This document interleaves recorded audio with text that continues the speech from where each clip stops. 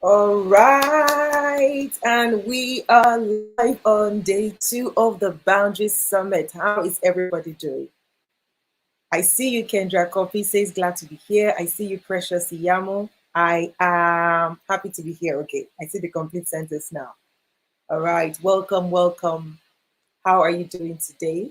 Please tell me in the comment section how you're doing today, and tell me how was day 1 for you. Please, please, please, please.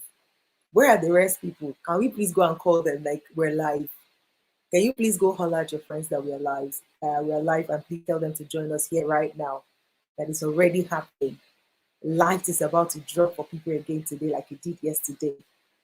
Were you here yesterday? For those of you live already, were you here yesterday? If you were here, please tell me how was it?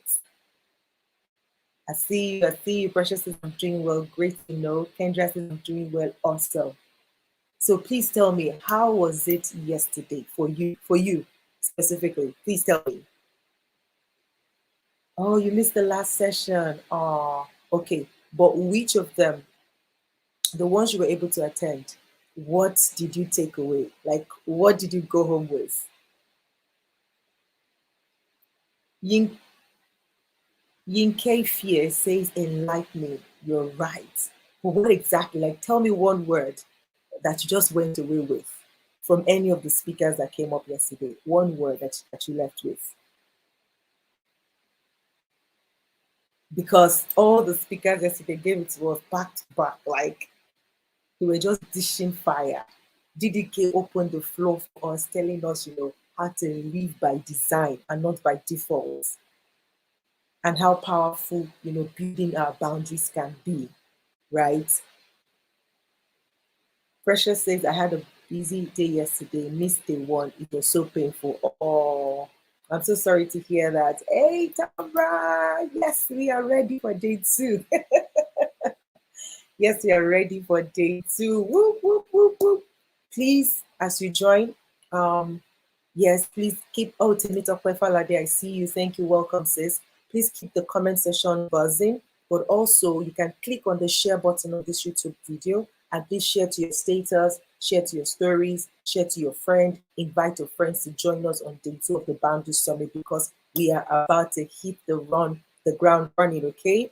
Our speakers are here. Our beautiful convener is in the studio getting set to welcome you with that scintillating voice and face, okay? So, right, and our speakers are already getting into the studio as well. We are ready for day 2. Are you ready with your notes and your pen like we did yesterday? If you're ready, type into the comment section, say ready, ready, ready, ready, ready, ready. Absolutely. Formal Money says living life by God's design needs boundary. Absolutely true. Did you catch Ejin's session as well? Talking about you giving yourself personal boundary, like you taking care of yourself is also personal boundaries. Setting those boundaries in place and saying, hey, this is what I want to do from now to now, and sticking to it. Yes. Rosalind says a revolution is in the horizon. Yesterday was revolutionary. Looking forward to today with great expectation. Absolutely. And your expectations will not be cut short. I can assure you that one. Alaris is very ready. Awesome. Awesome. Okay. Cool, cool, cool, cool, cool. We are ready. Is Bradley ready for us to say welcome? Okay. All right. With so much joy. Okay. She's here.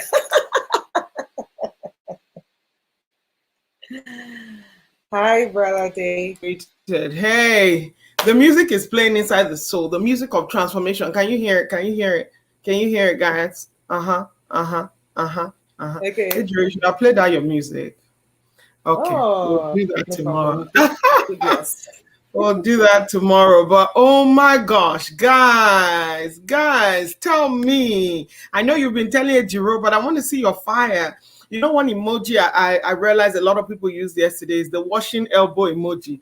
I don't even understand what that thing is, but I loved it. Yes, Ibiere with the emojis. Come on, come on, come on. Where are the rest of you and your emojis? Yesterday was a dream. If yesterday was a dream, today will be a vision because old men shall dream dreams and Okay, young what will men shall. tomorrow be? Tomorrow will be a transition We or will just trans. rapture. Let's just go. It will be like when the disciples went to that Mount of Transfiguration and they were like, why are we living here? Ah, Can we who just set stay? the Can man up? you speakers follow me home so that you can discuss with all the people in my life? I see you, Tammy Tuck. I see you, Kendra. All right. So today, you guys know the hardest. And Ejiro, thank you. You guys, how on fire is Ejiro? Tell it to me. Tell me it. Energetic with an E and a J. That's how we have You it. see, That's how we have it. It's not you G. see. We're not doing G's. J. All right, Ejiro. All Awesome. right. Thank you so much. Thank you so much. We'll be letting Ejiro go now, and we'll be bringing up our first speaker right here shortly. Hey, wait. Before we go, Ejiro, I'm adding you back. You tell me what your own experience. Tell me one thing that stood out for you yesterday or two.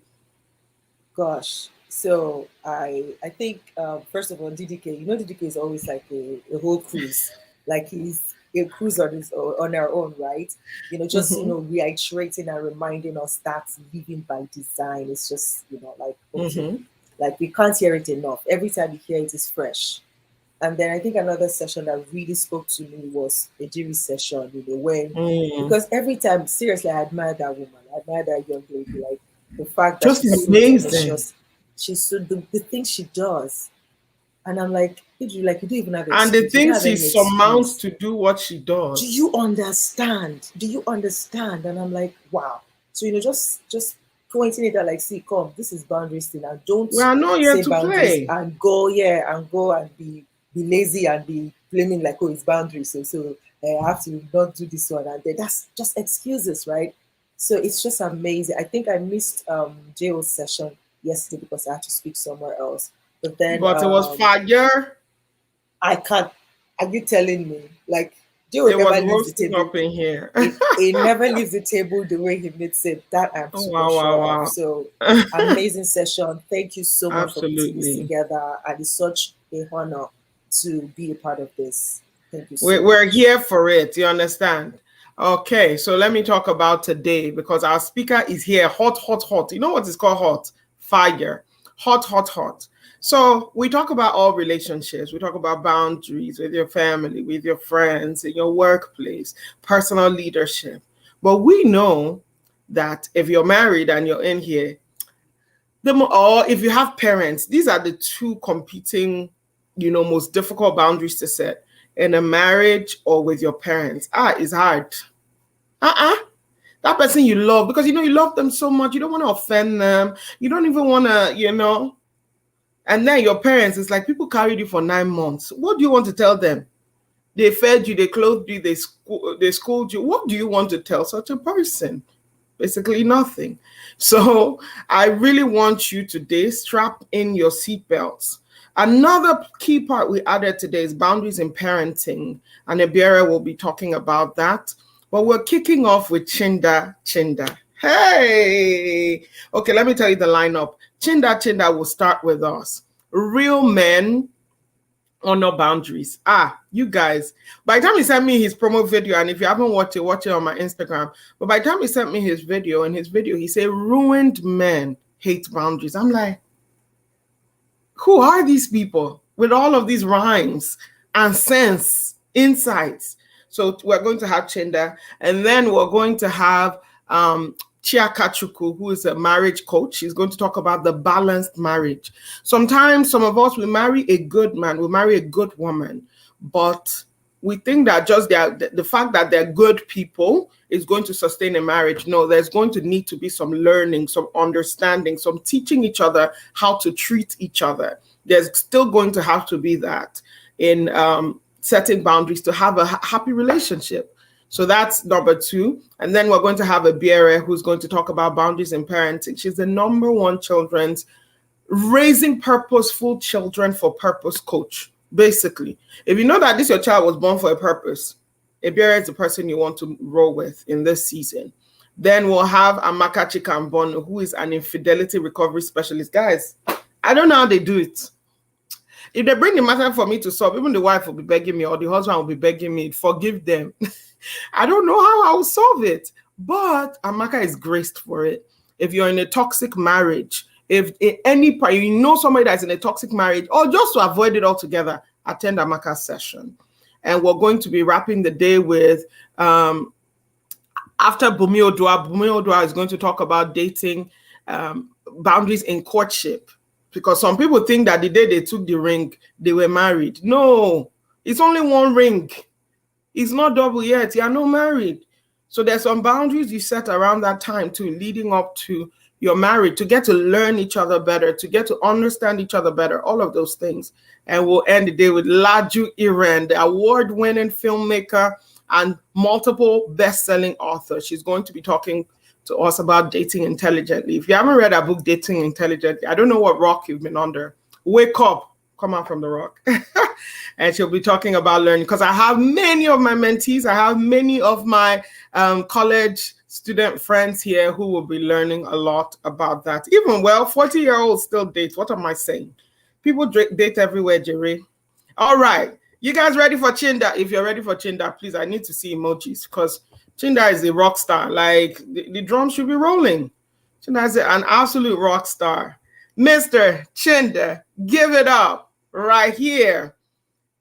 They are bringing a fire. I think you're on mute. Okay, can you unmute yourself, please? Yep, absolutely. Oh my goodness. Blessed is the man among incredible and amazing women. We have some men in the house too, so don't put us in a box. I'm number one for now. Right. I'm sorry. Women, we are always the ones publishing good news. It's just how we are. All right. Chinda, I'm going to announce you, and then we're going to get started. So just hang on tight.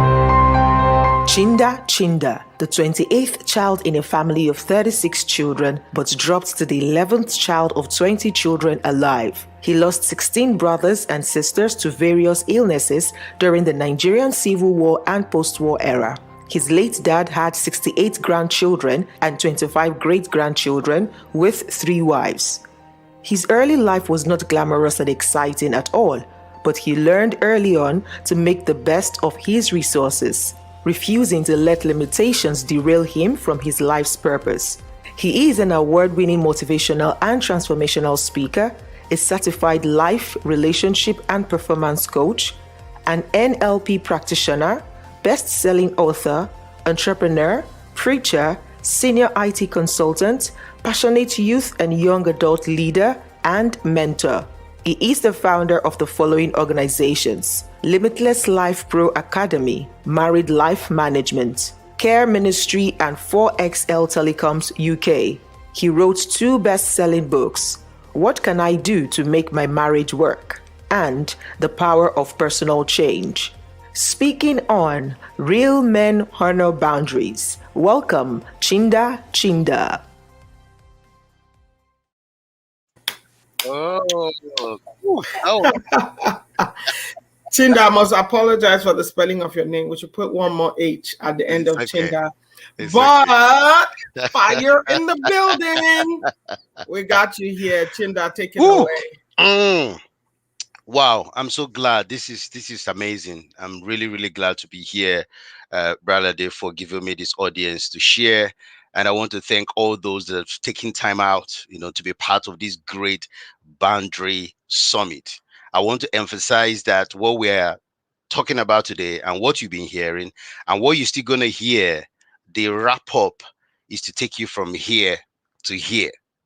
Is to change, is to transform, is to unleash your higher self, is to become the best version of you, is to gain more power, more authority to become what God has created you to be. And I want to say that what we are looking at today is very, very important. I've taken my time to really reflect and just think about it. Thank you so much for joining. Thank you, guys. I'm happy. I'm happy to be here with you guys. I want to say that what we're sharing today, real men honor boundaries, but ruined men hate boundaries. And if you are here as a man, I'm grateful you were here, but I believe the majority of the people here as well are ladies. Some are married, some are about to get married. Some are just taking it cool and chilled out. So we're going to look at how do you relate with men, your present spouse or your future spouse, or you're in a dating relationship at the moment. How do you make sure that you are in an environment that you are happy, you are able to do what you're supposed to do and still become the best version of yourself? Let me begin by saying that boundary is not new. Okay, boundary is not new. In fact, the founder of boundary is God. God instituted boundary. I mean, have you read when God created the world right in the Garden of Eden? God told the sun, "This is your time." God told the moon, "This is your time. You can't clash. I don't want any issue on earth. I've given you enough time to shine, and I've given you to shine during the day. Don't shine during the night. The moon to shine during the night, not the day." You see, right from the creation of the world, God wants to make sure that boundary is there. God said, "Look, you, these animals, you stay on the land. Some are terrestrial, some are on the land, some are in the water. These are boundaries." Can you imagine hippopotamus inside the sea? Can you imagine shark and whale in the forest? I mean, can you imagine shark flying and hippopotamus flying?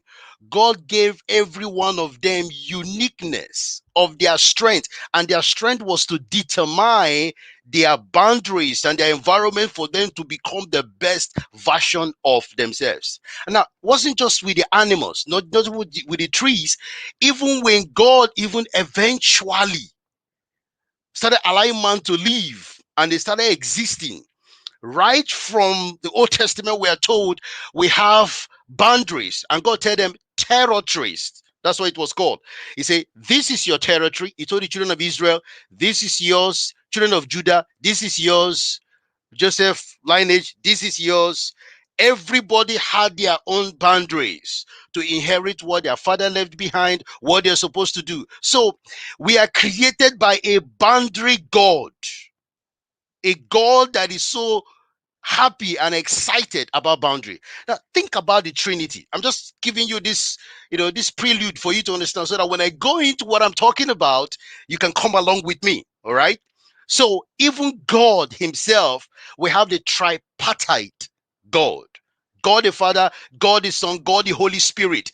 They have boundaries. They have unique personalities, unique functions. They don't step their toes over one another, but they are fully synchronized, fully merged, but distinct in their delivery, in their functions, in their capabilities, in their ability to do things. So you see, God, and within the Trinity space, they are showing us there is boundaries. If you look at countries, United States of America, about 50 countries, you have Texas, there's a boundary. California, there's a boundary. Mississippi, there's a boundary. New York, there's a boundary. Or even think about the world. We have several countries, boundaries, boundaries, boundaries, boundaries, right? And then even within the home, the house, there is boundary. Master bedroom, the kitchen, the dining, right? So all these things are elements to show us you can't do without boundaries. Boundaries are real. And because boundaries are real, we have no choice than to keep those boundaries if we want to function in the ability to become the best in anything we do. Your offices, there are boundaries. There are some places they will say for staff only. Well, you're a customer. We appreciate you came into the shop. You want to buy stuff. We're happy about that. But sorry, you see that place is called staff only. You are not allowed. I'm aware you're a billionaire, you're a multimillionaire, you want to buy things that cost a lot of money in the shop. We appreciate you. Even if we want to take you to a special room, not this one, the other one. So the world, the intricacies, the dynamics of the world, and everything we see around us tells us there is boundary.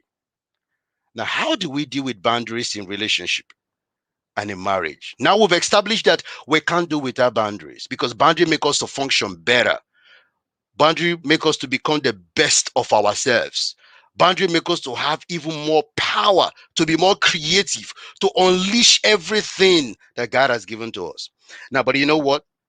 Within relationships, sometimes it's challenging. Sometimes it's difficult. Sometimes people don't understand why we need to have boundaries in relationships in marriage. Because let me put it this way, boundary in marriage. It's just a simple term.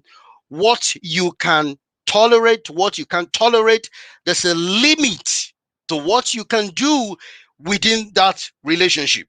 And if you're someone that's in a dating relationship, you don't just need to allow anything just go just like that. No, you have specific things that needs to happen with your time, with your health, the way you are talked to, what you want and what you don't want. Your tolerance level and your threshold of what you can accommodate. These things are clearly there to ensure that you are loved, you are respected, you are valued, and also to keep you safe within the relationship. So, boundary is necessary for our relationships and our marriages to flourish and to become the best version of itself.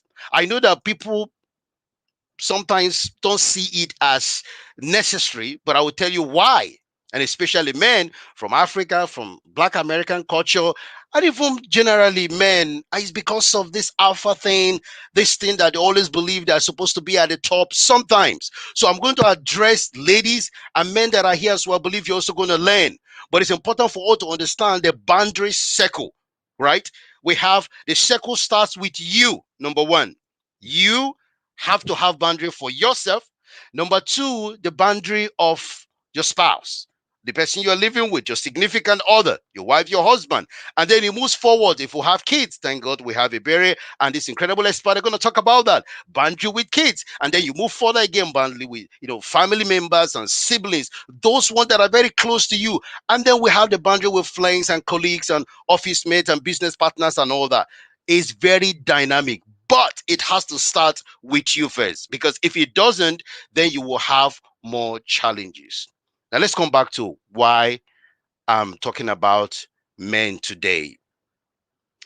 And I want to say publicly here, I want to apologize to any wife here or wife to be here, or those perhaps they've separated, the marriage has ended. I want to sincerely apologize to all the women, because from my line of work as a relationship coach, what I've heard, what I have seen, what I've observed, when it comes for boundaries, most times the ladies are somehow in disadvantage in this area, and I'm really sorry about that. And probably because they lack how to communicate, because of fear and so many other reasons. But when you try to begin to know things and you begin to understand yourself, and you begin to develop, begin to grow, begin to expand, and now you want to talk to your spouse, to your intending spouse, let's talk boundary. You have some reactions that you never believed possible. And why are some of men very scared or hate boundaries? Number one, they are untrained and undeveloped men. See, we have two types of men: trained men and untrained men. Unfortunately, we have so many men that are not fully trained. They are half-baked, untrained, and undeveloped. They might have certificates, they might have education. It's just one subset of their professional life. But the whole dynamics of holistic development, some of them don't have it. Sometimes it's religious misinterpretation. That's why they don't like boundaries. I am the head. How can you tell me what to do? How can you tell me not to say this? Who are you? So they begin to justify their behavior towards their spouse, their wives, or ladies with religious manipulation and interpretation. Other people is fixed mindset and dysfunctional belief systems. Because of what they've exposed themselves, they have this wrong set of beliefs, wrong set of values that have kept them in a place whereby their wives, they can't respect the values, their intended spouse, whoever they're in a relationship, they just believe that it is their right to flaunt anything because they are male. Some other men are traumatized and abusive upbringing because they are unhealed men. Listen, unhealed men will never respect boundaries. They're traumatized. And that state of traumatization and abusive upbringing has made them. So they're in a relationship and they're wondering, what do you mean? Me? I don't think I can do this. Some other men have chronic past exposure to environment without boundaries. They never saw boundary with their mother and dad. They never saw boundary at home, brothers and sisters. They never saw boundary in the community. Everywhere, just no boundaries. So they're thinking, why should I? Why should I have boundaries? Why should you tell me to not to do this, to stop there, to do that? And they're feeling like, who are you to do that to me? So that past exposure of lack of boundaries, they want to start practicing the same thing. Sometimes some men are obsessive to women control and domination. See that again. Because they have seen that happen in their upbringing, they've seen that in their environment, they've seen the way the culture treat women. So as a result of that, they just feel like, well, it's our right to dominate, to rule, and to suppress, subjugate. And they're not able to let their wives or whoever in their relationship, their intended spouse, to be themselves. Sometimes they are over possessive syndrome. They're just over possessive. The woman say, I want to chill. I want, no, for what? Why do you want to chill? They don't see that, no, this person is not an object. It's not your car. It's not your clothes. It's not an inanimate object. They can just do whatever you like. Some of them is low self-esteem and confused identity. Self-awareness is zero. Some of them is low or weak or lack of emotional intelligence. They don't even know themselves. They can't even manage themselves. So when somebody else is trying to manage their emotions, manage their self-power, manage who they are, they don't like that. They shout, they scream, they hear something, they fight, they have their strength, and you just know that that man is low emotional intelligence. Some of them is transgenerational and cultural prejudice and bias towards women.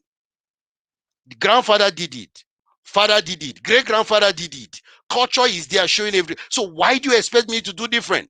Why should I allow my wife or somebody I'm in a relationship to begin? So it's transgenerational, very cultural centric. They have seen it, the prejudice, they are not regarded. Why should I regard them now?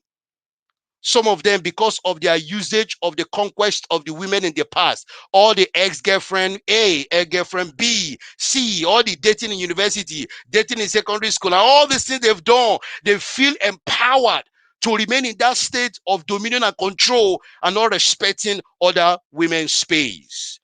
And now when they come into another woman's life and they say, no, I can't take this, they're like, who are you? And they begin to think of all their conquests of the past. That's why some of them hate boundaries. Fear of losing the woman, or even insecure because of the exponential growth and self-discovery that their wives or the intended partner had gotten. Now they are not there yet, but they cannot handle seeing their wife develop. And look, if the guys that are here, please, I want you to really send this video to other guys. And ladies, send it to your husband if they are not here, or the person that wants to marry you. Look, the world is changing very, very fast. The ladies are awakened. I'm not saying awakening. Awakening is before. Now they are awakened. They eat and drink personal development. They have seen that they are also equal creator of God. And they have so much potentials, abilities, gifts, talents, and they can't just waste them. They have to answer to God tomorrow. And because of what they have discovered about themselves, they go for events, they read books, they expose themselves to coaching, to mentoring, and they're just growing, growing. And the man in the house is feeling small, he's feeling timid, he's feeling, this woman, what is going on? Before, when I talk, she would just run under the pillow, she would run under the bed. Now she stands up and she smiles. Say, excuse me, what did you just say? And the man like, what did you just say? What did you just say? They are not able to handle the self-development, the changes, and the transformation that is happening to their wives and to the intending spouse. And they are shocked to see that massive transformation taking place. So it's important for us to know that when you see men acting this way, when you see men doing this, it's just an evidence that they have a lot of things they are dealing with.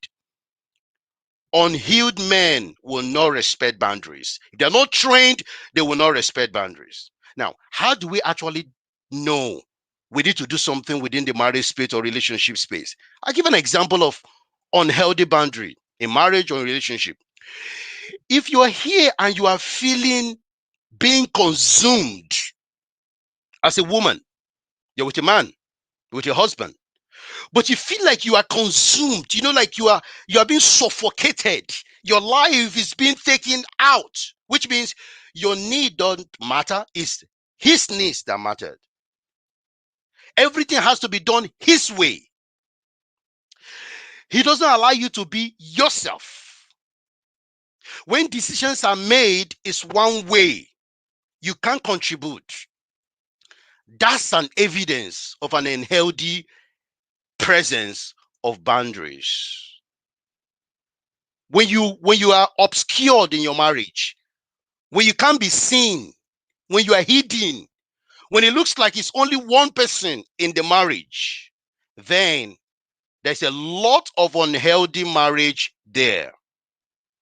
A lot of unhealthy boundaries there as well, and that marriage is very, very unhealthy. Now, the second thing again, you need to know whether you need to start doing something about boundary in your marriage, in your relationship. When both of you are being too distant, right? Because remember, marriage, relationship need to be together, you need to be united, you need to work together. But when you are feeling that both of you are too distant, I don't even know who he is anymore. He doesn't even know what I want or what I need, in spite of me communicating this over and over. I really feel that I am just on my own. I feel so lonely in the relationship. I just feel like I'm single. I feel like we're like roommates. Then there is unhealthy boundaries in that marriage, in that relationship. Now, let me just give you a picture of how do you know there's a healthy boundary there. How do you know? Because we're talking about real male honor boundaries. Want to know whether your husband or your intended spouse honors your boundaries, whether boundary is right there in that relationship. When you realize that both of you are maximizing your strengths and you're focusing on things that can grow both of you individually, but you are still working together to realize a greater goal, then you have healthy boundaries there. Because sometimes it's very easy to say, oh, unhealthy boundaries are so obvious, really, really obvious. You can see it very clear. Why? Because of the damage it caused, because of the pain, because of the headache. We talk about all the sufferings. Yeah, you see it very clear. But sometimes healthy boundaries we don't even want to really fully articulate when you see healthy boundaries in relationship. When both of you respect your strengths, when your strengths are being utilized in different areas of the marriage and the relationships, then healthy boundaries are there. Now, when you walk your way through in terms of negotiating, whether you fully agree, don't agree, but you speak civilly, you speak in such a way that each person feel, yes, I have been heard, I have been understood, and now we can work together. Even though differences might exist in the marriage, in the relationship, but we're so matured in order to walk things through, regardless of our unique differences, which means you understand your differences. Then healthy marriage exists there. When you feel that your spouse is your number one, your best friend, your spouse is the one always pushing you, supporting you, anything you want to do, he's just there to help you. When he's giving counseling, it's not bias. He's not trying to look for a way to stop you, but he's looking for a way to enhance it, to make it better, to see you flourish. Then there is a healthy boundary in that relationship. When your God-given talent is acknowledged and realized and is fully used and maximized for the benefit of the world, the benefit of your community, your entire family, then there's a healthy boundary that exists there. And when you are supported emotionally by your spouse, as you know, men also need support emotionally, women also need support emotionally. But for the ladies, when you want to talk, you just say, shh, I don't have time. When you want to talk, looks at you, pays attention, sit down, and say, okay, can we talk by 10? Keeps to time, not when you, oh, sorry, I had something else. Oh, I want to watch football. Then there's an issue with boundaries there. So when there's a strong support system right from inside, when support is entirely from the outside, all your friends, all your colleagues, and people outside, but the one that you live with just don't want to support you, hates you, don't like what you do, always looking for way to cancel what you're doing, to stop what you're doing, just looking for way to make sure that you don't rise, then there is unhealthy boundary in that relationship. And it's important for you to begin to look at that very critically.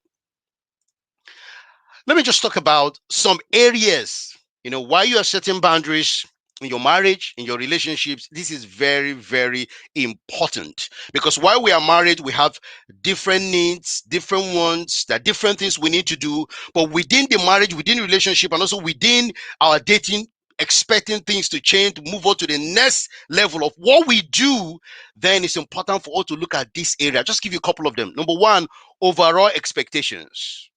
Sometimes in marriage, in relationship, your husband might be thinking that you are the healer.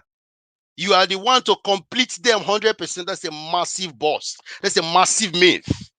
I mean, everybody has got their challenges, their stuff they are dealing with, and then they come into the marriage. Your husband wants you to carry him on your head. He wants you to always be there as if you don't have any other life. Everything about your life is him. Wow. I don't think you can carry that's too much expectation from you. You can't carry everything. So it's important for you to know that you're not God. Right? If you feel that, okay, you want you to carry this, show him where God is. Show him the copy of the Bible. Why you support and pray, tell him, you know what, there are helps, there are experts, there are professionals. I can't be everything for you. It's just not gonna work. And the moment you're not able to meet all that, there's an issue, there's a problem. So you must be very clear in talking and explaining about the overall expectation about that relationship. Because if you don't, that will cause more problem for you. Number two, tolerance. Everybody have got different level of pain threshold. That's what I call it. We have different level of pain thresholds. There are things that you can tolerate. There are things you won't tolerate. So as you look at your overall expectations, you also need to look at areas like tolerance. What about sexual expression? Sometimes, unfortunately, I think I deal with this separately, but let me just highlight a few things here. Sexual expression. Sometimes the men are all, having their way, enjoying intimacy, just enjoying the whole thing. And the ladies are just there, hoping that one day they'll be delivered, pray and fast and do all kind of things, but nothing is happening. You don't have to keep quiet. You're not enjoying it. Say something about it. What do you want in bed? Say something about it. If you can't talk, write it out like a love letter. Love letter. This is what I want you to do. This is how I want you to do it. Stop faking orgasm. Shouting and screaming like a cow that they want to kill for sacrifice. You are not enjoying it. Say something about it. Okay? This is very important. What about financial side of things? Oh, we know that money is a big deal in relationship. All right?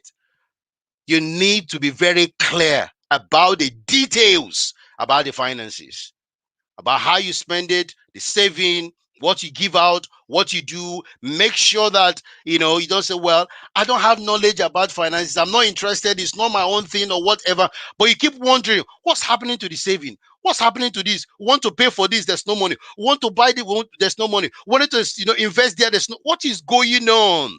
Hey, open your eyes and be very clear about the finances, what happens to it. Even if that is not your strength in the relationship, nobody tells you not to look at something. You can read. Look at the spreadsheet. Are you using online stuff? Are you using offline stuff? Just know. Just get involved. Not that you might be doing the detailed stuff, but don't just keep quiet and say, well, that's not my thing. I'm not interested. I don't want to even know anything. And then you continue to get worried and you are, not happy because these things are happening over and over and over again. What about your past life? See, ladies, nobody is perfect, right? And every one of us has made mistakes in one way or the other. And then if you share this thing with your husband, and the guys that are here, sometimes when the ladies share things with us, and also it goes for the other side as well, in the marriage, in the relationship, that we don't use our past and begin to torment them. There are boundaries, and I'm going to show you how we're going to do that later as I just continue this presentation. But what I'm trying to say here very, very quickly is your past is your past. And if you share that past, there should be boundary around your past. Don't use it to abuse me. Don't use it to put me in pain. Don't use it to become a bullet and a weapon anytime we have misunderstanding. You always remember 1945 April 20, 2001 September 18. Why you doing all that? Why are you doing all that? You know, the unfortunate is some of the men will not even remember their anniversary. They may even remember to buy flowers or to do something their wife like, but they remember dates, or even the ladies date that's farther away, and you begin to wonder, why do you remember this ones and you don't remember this one? Okay, it's important for you to look at all these areas. What about family? This is very important. Basic stuff around your family and also external families. Also friendship as well. This is very, very key if you really, really want to keep moving forward. Even the goals you set, there should be boundaries around your goals. I want to do this, and because I want to do this, I might need your support here.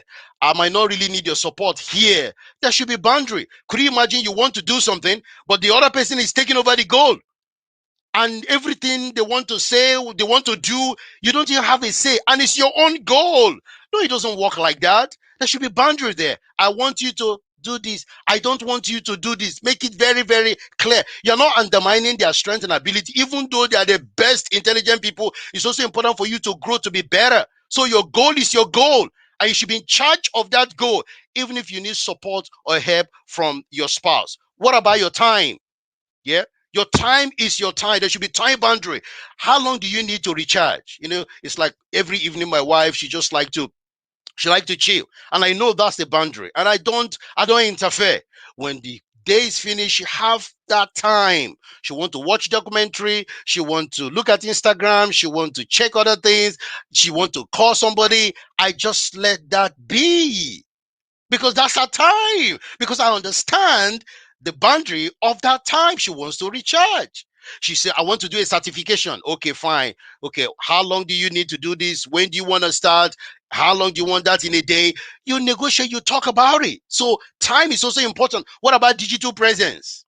You also need to have boundaries. Your husband, your wife cannot just be posting everything on social media everywhere anyhow. No. And if you tell them, I don't like this, they need to respect that.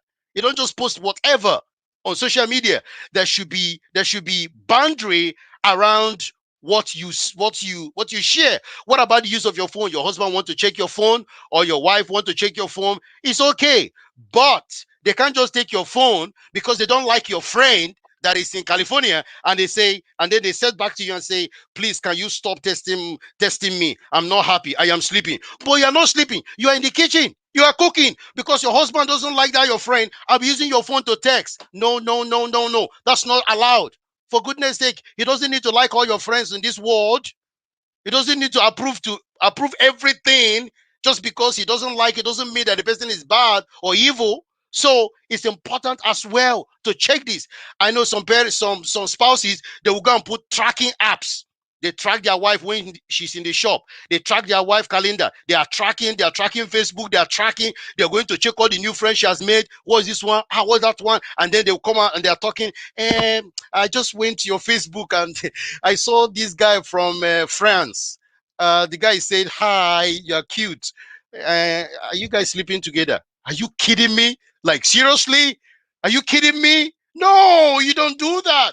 So you need to be very clear that some things you don't just allow, whether on the social media space, all this tracking up and accusation and looking for different ways to manipulate. It needs to be very, very clear. Otherwise, you might just get yourself in a difficult place. I want to wrap up now before I just take one or two questions. How to set yourself boundaries in dating and marriage. Number one, know your boundaries. Oh my goodness. You have to know your boundaries. I can't begin to tell you how important that is. A lot of problems and challenges in marriages and relationships is because, ladies, probably you don't know your boundaries.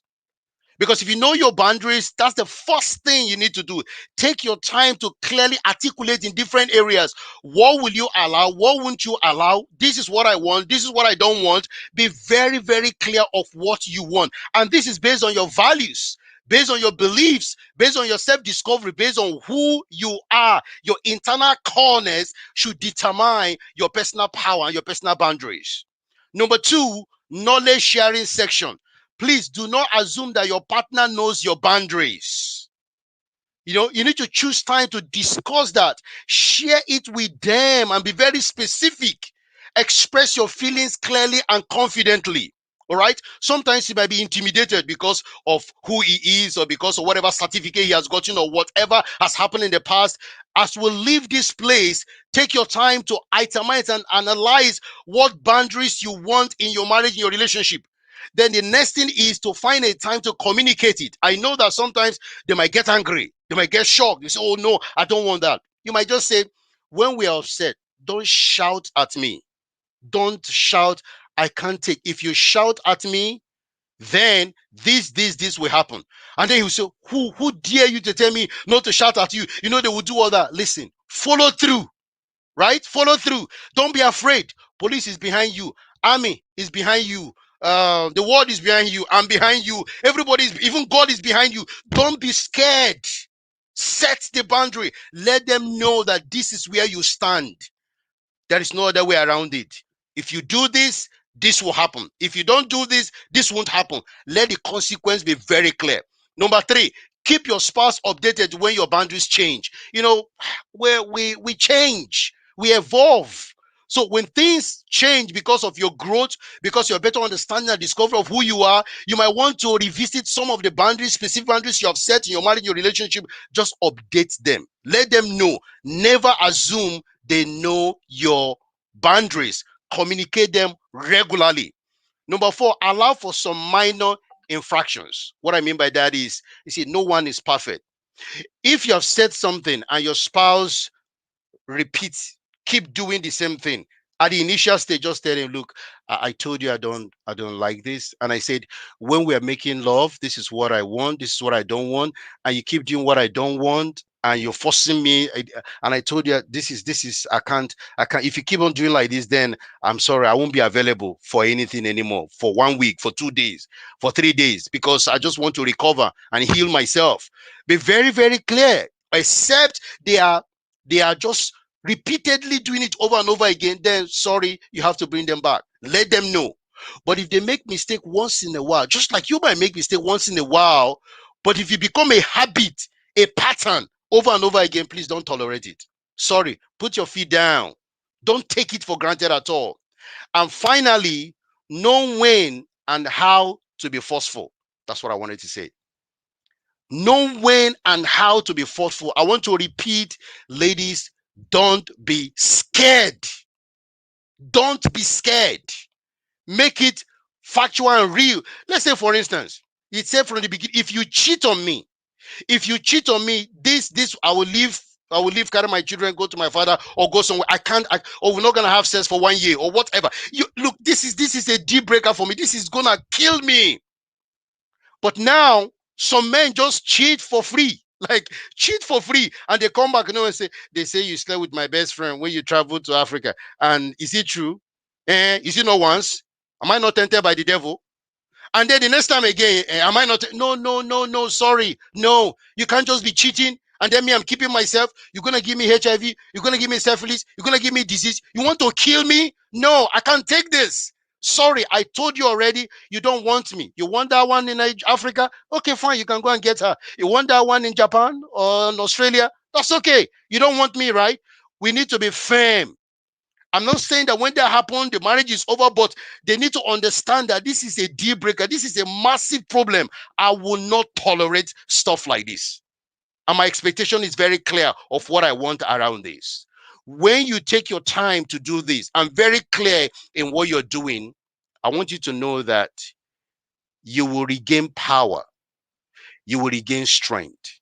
Your intending relationship or one you have now, or even your marriage will soar, will be better, And by doing that, you'll be amazed how both of you can work properly.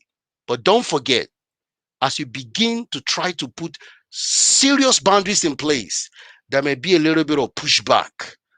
There may be a little bit. Remember, if the man have those things have itemized, they are traumatized, they are not trained, they are not developing, their past experiences, all bringing, that can become a massive challenge for you. So please don't be scared. I want to repeat that over and over again. Try to start introducing real boundaries if you don't have that already. Or even if you have, you can upgrade to the next level and make it better. Your relationship will be stronger, better, and you will enjoy your spouse even more. Thank you for listening.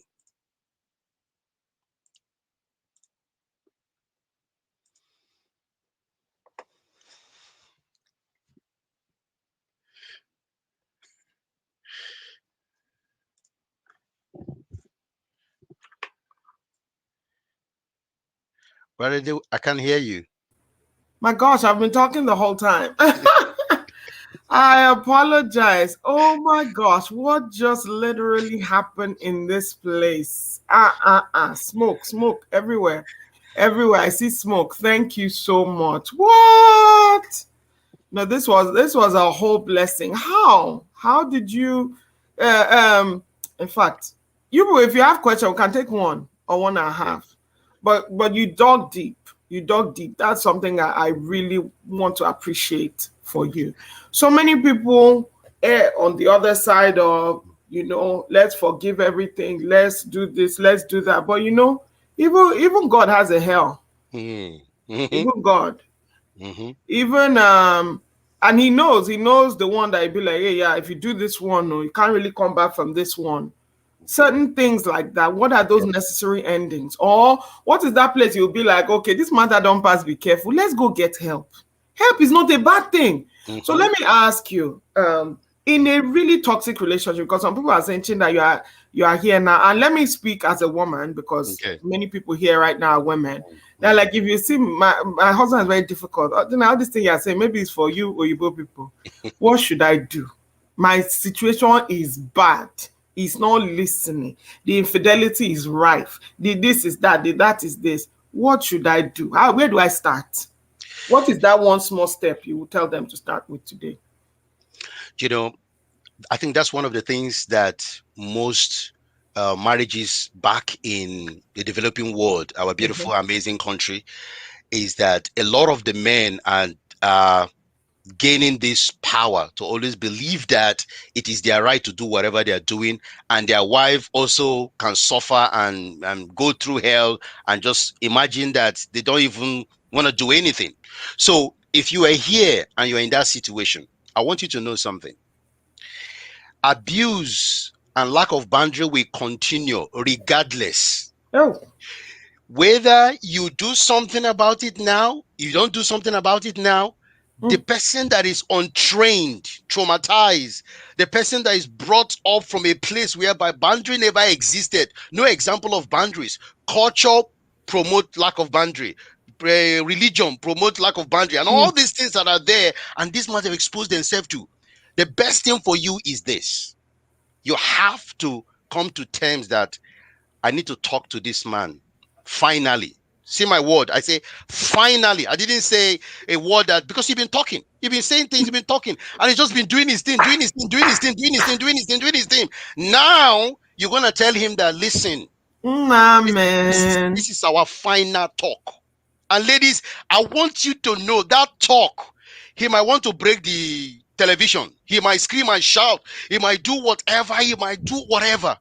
I want you guys to know that you don't have to be scared of all some men have what I call adult tantrums. Adult tantrums. Yeah. They are 40 years old, but they are throwing tantrum like a 2-year-old because you're about to remove the bad lollipop, the lollipop they are taking, the bad lollipop of no lack of boundary. So he said, we're gonna have a final talk. Even the Bible said, we're an environment that is so toxic in relationship. It's very clear. You know what? Let me just walk away. It's like you don't need me here. I'm like a doormat. You don't respect me. You don't honor me. You don't care for me. You don't even consider my needs, or you are interested in anytime I talk like this, you begin to throw adult tantrum. Can you imagine? You are 44 years old, but you are shouting, screaming, breaking things, even want to hit me, box me like a 5-year-old. What is wrong with you? So for What is the now, matter? yeah, what is the matter? So Oh, right now, I am telling you, finally, final. this is the final bus stop. If you want to go and meet the side chicks and whatever, okay, that is all right. But I can't do this anymore. Sorry, I I can't do can't. that anymore. Now, a man that have sense that is for you, he will throw tantrum, because sometimes men are very pretentious. When something hit them like this, they will I'm sorry, I won't do it again. It's the devil, the devil, the devil. No, that's crocodile tears. That's the tantrum crying. It's not the good one. It's just trying to manipulate you again. That's what they do. Make it clear. Whether you do tantrum crying, adult crying, whatever you want to do, this is the end of it. This carry on, that is it. I'm over with you. I'm going. Go and meet your side chick. Go and do whatever. But you know that most of the ladies are scared. Oh, what will society say? Oh, what will my father? What will this one? They are Oh, suffering. They are oh. dying. They are in pain. Some of them is about to even die because of hypertension, blood pressure, issues here and there. They are silent. They are subjugated. They are like slaves in their own home. You can't continue like this. It's No, we completely can't. unacceptable. Have a Absolutely. final discussion and make it clear.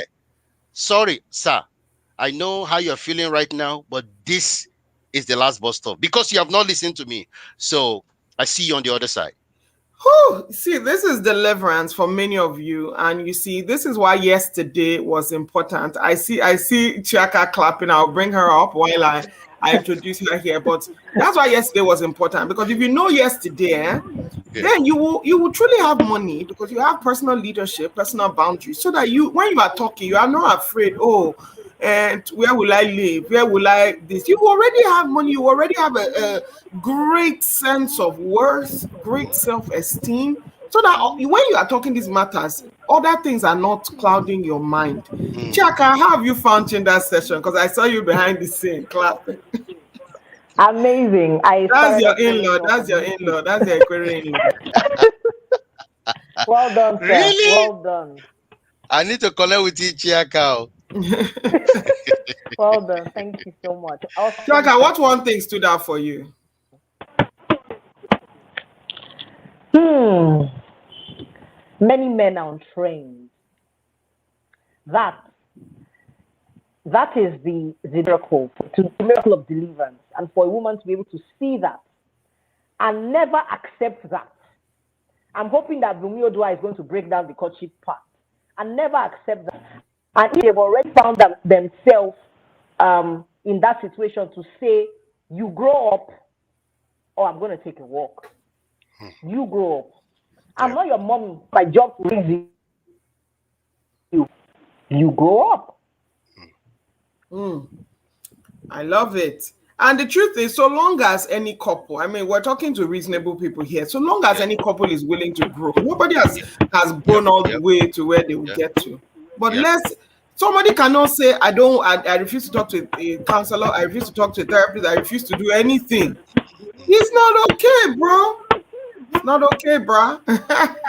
It's not okay, sis. If you are the woman too that is stressing your husband out, it's not okay. Let's fix it. Chinda, thank you Mm. so much. Thank you, I guys. hear, let me leave you with Chidima's post. She said it is amazing hearing this from a man. It is Thank you. deliverance, and I hope that this is your word that you've been speaking. I mean, I know you do a lot in the sex space as well. Yeah. That is somewhere where a lot of people don't even talk about lack of boundaries. All women know is that I'm here to please someone else. You're not okay Mm, with some practices. You're not okay mm, with some things, and you mm, engage. Meanwhile, anything you want, nobody does it for you. mm, It's a mm, problem. mm, mm, So mm, you mm, want to mm, mm, reach out to Chinda on, mm. and I'm going to drop his links in Yeah. the chat right here. Elizabeth, if you're here, drop it for me as well. But he talks a lot about that, and you want to take part in one of his webinars. All right, thank you so much, Chinda. He has a Thank you. gift for you. I will drop Yeah. it in there. It's an ebook. Yeah. Chinda, will you say what the ebook is about? Yeah. So the ebook is 5 ways you are destroying your marriage and what you can do to stop it. Okay. There's a lot of things that we do unaware that we're literally destroying our marriage. And it's a workbook whereby you can actually do it with your spouse as well, in order to just help you guys discover some practices. You might be great in some area, you might not be great in some area, but it's just all about personal development and just looking at those areas that you can work to become the best. All right. Thank you so much, Chinda. I appreciate your time. Thank you. Bye Thank you. then. All right, Chaka, I'll announce you here in a short minute and we. Chiaka Chuku is a certified marriage mentor and coach. She provides professional coaching services for a variety of clients. She also teaches regularly via Facebook and YouTube platforms. She runs a nonprofit in Nigeria. She's happily married to her best friend and they are raising their 3 children together. Speaking on the balanced marriage with boundaries, welcome Chiaka Chuku.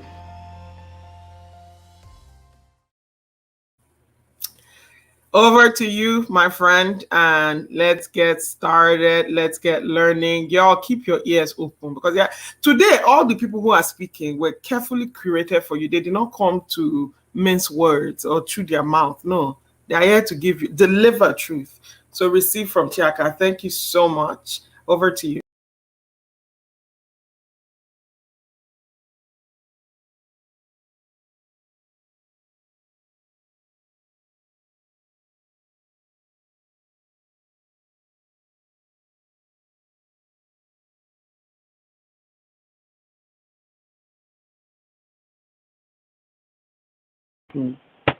Okay, well, can you hear me now? Can you hear me? Oh, fantastic. Thank you so much. So thank you to Bralade for having me. Thank you. I have thoroughly enjoyed the Boundary Summit so far. I mean, I was there yesterday and I was part of Chinda's session. Amazing. Thank you to all the speakers. Thank you, Bralade, and your team for excellent organization. Well done. Thank you for having me. Okay, so I will kick off right away. So whenever people mention boundaries and marriage, people get a little bit skittish. They're like, boundaries, but we are one now. Even God said we are one. Shouldn't everything be handy dandy? Shouldn't everything be perfect? Shouldn't we finish each other's sentences, use each other's toothbrushes? Why do there need to be boundaries? And I think that's why this is so important. That you can't have balance in marriage without boundaries. It is literally impossible. And I want to paint a picture for you of a borderless world. Okay. So imagine if there were no boundaries in this world. It means that a stranger could walk into your house, pick up your child, and leave. Okay. So imagine you have got a 6-month-old baby. Someone just be strolling by, enter the house. Oh, cute baby. Carry the baby and stroll out because there are no boundaries. Or imagine if wild animals were allowed to roam the streets. So opposite your house, there would be a lion. You know, somebody can show off your arm, maybe a baboon.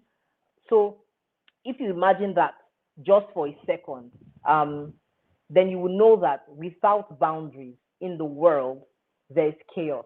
And without boundaries in marriage, there's chaos also. And a lot of people don't actually realize that the things that they experience are largely the things that they have allowed. So they think that life is doing them, that what is happening is a consequence of life being unfair to them, but it's actually a consequence of the permission you have given life. Okay, so it's very important for us to have this conversation so that we can have healthier, healthier relationships, healthier marriages, less strife, undercurrents, and so on and so forth. Okay, without boundaries, we give residential access to passers-by. In other words, people who just be passing through our life would literally get access to live with us when they have no business being there. Okay? So I'm going to touch on a couple of things. The first thing I'm going to talk about is the signs that you need boundaries or firmer boundaries. Now, some people, just like the last speaker said, have boundaries, but those boundaries are not enforced. A boundary that is not enforced is a useless boundary. There is no point. So some people have boundaries, but those boundaries are porous. You can swim from one side of the fence to another. You know, you can just be having fun with yourself. So I want to give you a couple of signs, first and foremost, of why you need boundaries, or of signs that you need boundaries. And I'm going to teach why exactly do you need boundaries? What are the things that the reasons? Is it just because we're in vogue? It's 2021, so we are woke, and therefore we need boundaries. Then I'm going to talk about what determines your boundaries. How do you determine your boundaries? Then I want to talk about why people don't set boundaries. Because even people know, I've had these conversations on my own personal platform, and I've seen that people know these things, but they don't enforce them. Okay? And then I'm going to talk about how to set boundaries in a marriage. Okay?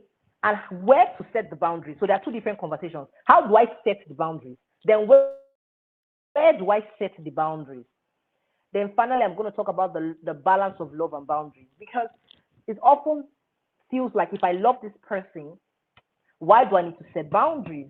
And I've got a beautiful case study, which people harass me about all the time. Is the case study of the African in-laws.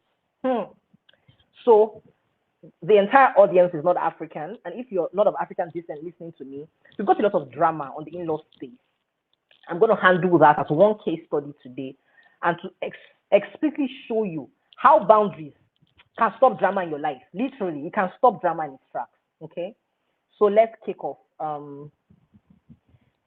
Please, the organizers, you can send me in the chat how much time I have so that I don't run away, because I can talk for, as we say in a local part, I can talk for Africa. Okay, so starting off, signs that you need firmer boundaries. Number one, codependence. Excessive need for emotional and psychological reliance on a partner. You know, I heard things like, you are my world. It's cute, but it's wrong. What do you mean you are my world? Are you married to the sun or the moon? Or are you married to the Pacific Ocean? What do you mean by you are my world? It's cute to say. One of the signs that you have no boundaries or porous boundaries is a lot of codependence. When your life is literally wrapped around this person, because being together is not supposed to make you lose your individuality. Okay? And especially when I work with people of faith, they assume that the only correct answer is yes. Yes is not the only correct answer. No is an answer. No is a legitimate answer. Okay? And I'll get to that. Number one, codependence. All the you are my world, I'm living for you people. And you are the first people on this table. You people. Number one.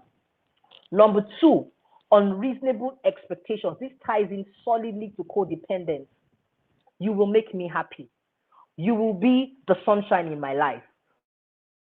You will meet all my needs. Who on earth meets all the person's needs except God Almighty? You're not married to the Ancient of Days. No one human being can meet all your needs. Unreasonable expectations. My spouse will always be with me when I need them. Hello, they've got a job or a business or a career or just a life. Okay? So number one, codependence. If you have unhealthy attachment and reliance to your partner, your life revolves around them entirely, you don't have boundaries, you need some. Number two, unreasonable expectations. Expecting your spouse to be available 24/7 to meet all your needs. I mean, come on, really.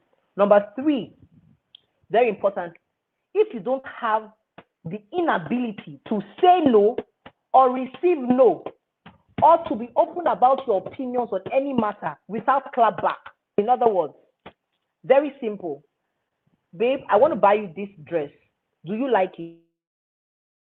You feel that you are compelled to say no. You cannot have an honest opinion. I don't like blue dresses. Okay? Or I don't like the shirt you bought me. Or your colleague is getting married and your husband is afraid to tell you he doesn't want to go with you because you throw a tantrum. You don't have boundaries in that marriage. If you cannot give or receive a no, and cannot be honest about what you feel or open about what's on your mind, then you need some boundaries. Okay? Your life is a whole lot better with boundaries. Healthy boundaries lead to healthier relationships. I mean, there's no two ways about it. Okay? So I've talked about signs that you need boundaries. Okay? So if you look in your life and you have all the kind of things, it's cute on Instagram. You're my whole world. My world revolves around you.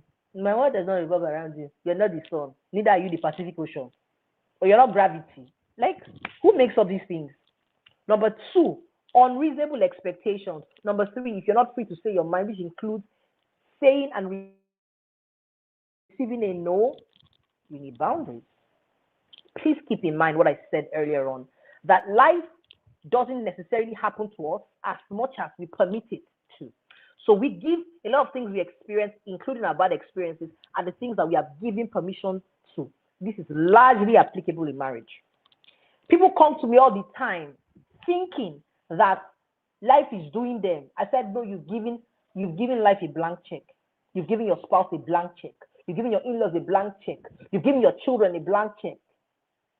It's up to you. Okay? All right. Why do we need boundaries? Number one, your heart is your life's operating system.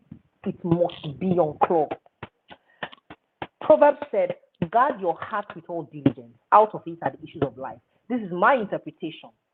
Guarding your heart is your full-time job. You cannot outsource it. You cannot outsource the job of guarding your heart. It is entirely up to you to guard your heart. Nobody can do it for you. Nobody can step up to guard your heart for you. It's your job to guard your heart 24/7. If you're going to live a fulfilling life, it means your heart must remain unclogged. Your life operating system is your heart. It is very important. Guarding it is a 24/7 full-time job. You never ever get to outsource it. Sorry about that. Okay? Number two, to avoid burnout, except that you have met any omnipotent human beings, the rest of us humans, our energy is finite. So boundaries are the way that we prioritize. Boundaries are the ways helps us set priorities. If you don't have boundaries, you will spread yourself too thin. You will try to be everything to your spouse. Only you. You want to be cook. You want to be cleaner. You want to be everything. You want to be everything to your spouse, and you cannot be everything. You're not made to be everything to your spouse. If you don't set boundaries, you will burn out. Your body is going to shut down. Your mind is going to shut down. Your energy is finite. You only have a limited source of energy. You must have times where you can recharge. That's the second reason why you must set boundaries. Number three, you need to say no to good in the service of the best. People live mediocre lives, have mediocre marriage, average marriage. Nobody just getting by because they don't have the courage to insist on what's best for them and best for their marriage. Okay?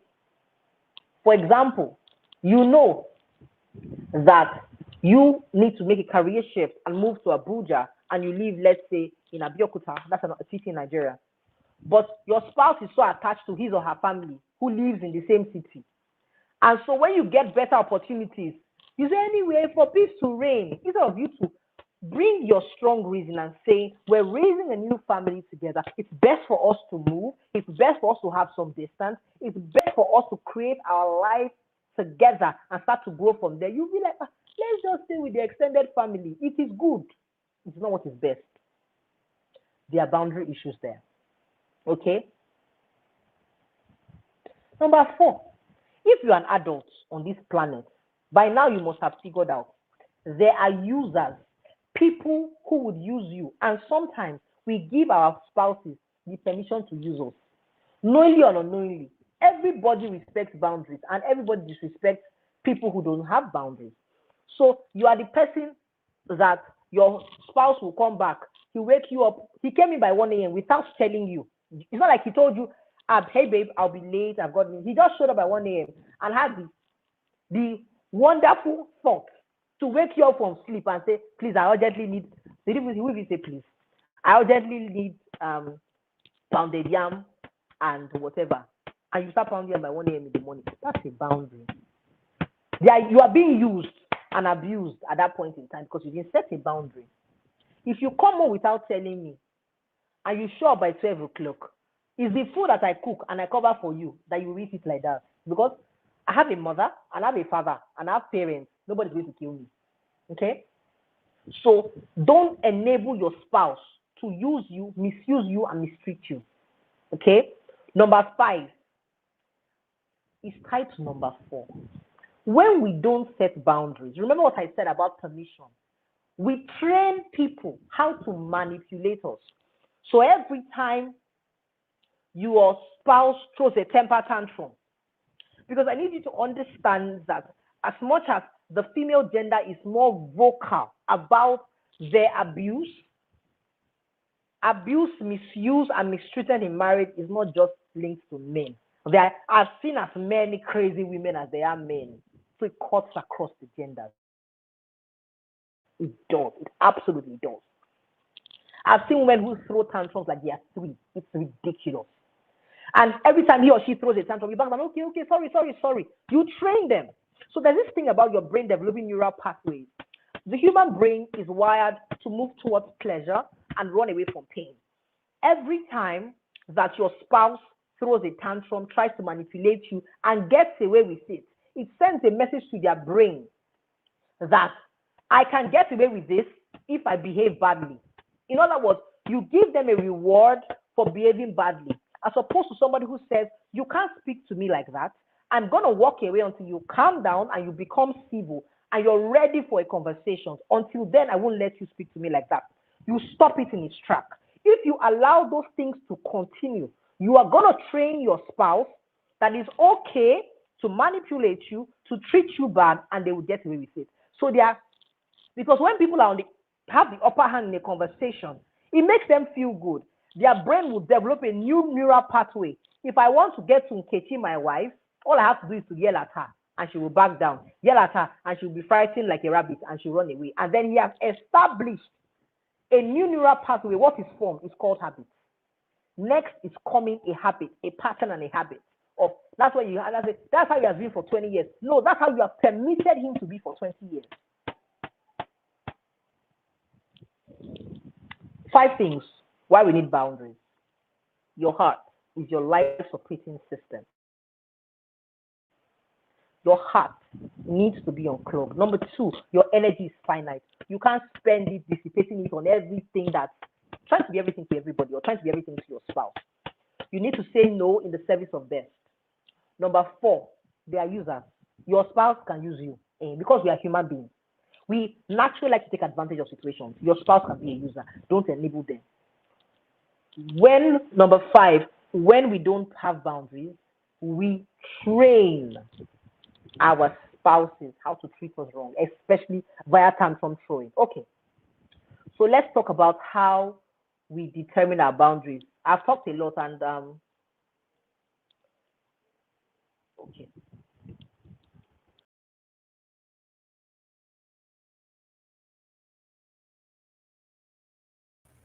Okay, she'll soon be back here shortly. I think she got dropped off, but she'll be back here shortly and we'll please. I can't even finish my sentence. Can you send me some light bulbs in the chat? Wow. Just a wow. Hey, God. Your energy is finite. I see you, T. Tombra. That is so true. Like, you can't be everything to everybody. I know you're crazy about your spouse. You love them, but you cannot be their world. You cannot be their God. I know you wish you could, but no. When we don't set boundaries, we train people to manipulate us. That is so true. I check her now. She's back here. And the sound is still off right now. So be sure to connect your sound. We still don't hear you.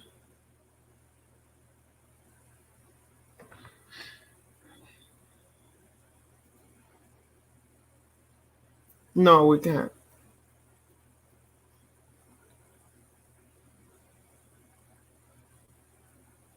So maybe if you disconnect and reconnect it since you're using your headphones.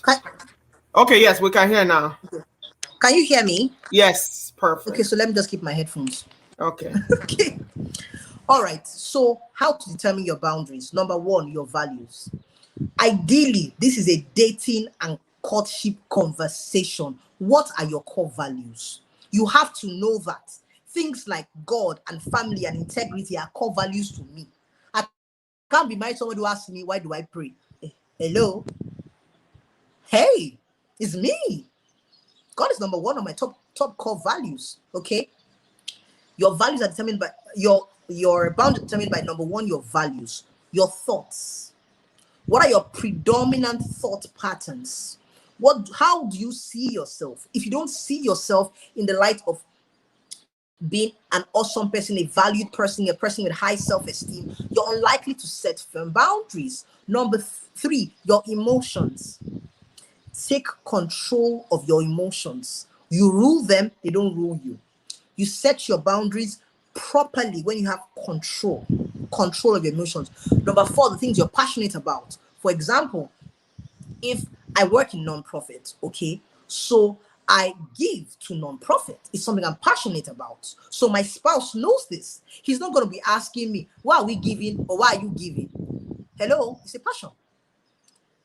Next, a sin or a weakness. If you have a place of reoccurring weakness, it will be difficult for you to set a boundary in that area. So be honest about your weaknesses and try your best to nip them in the bud. Next, your history.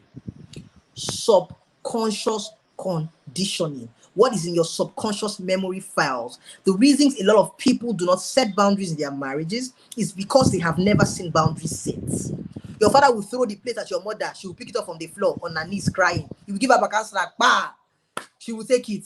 Your father will be going out in the morning. Your mother will hold his shirt and try to choke him. And he'll be like, please leave me now. You grew up basically in a mini chaotic world.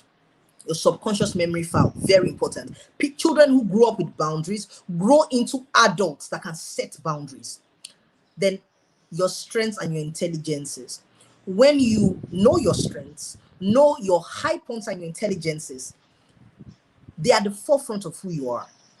For example, I'm naturally gifted to speak. I don't have to pray about it. So I cannot be married to somebody who says, I don't like you talking.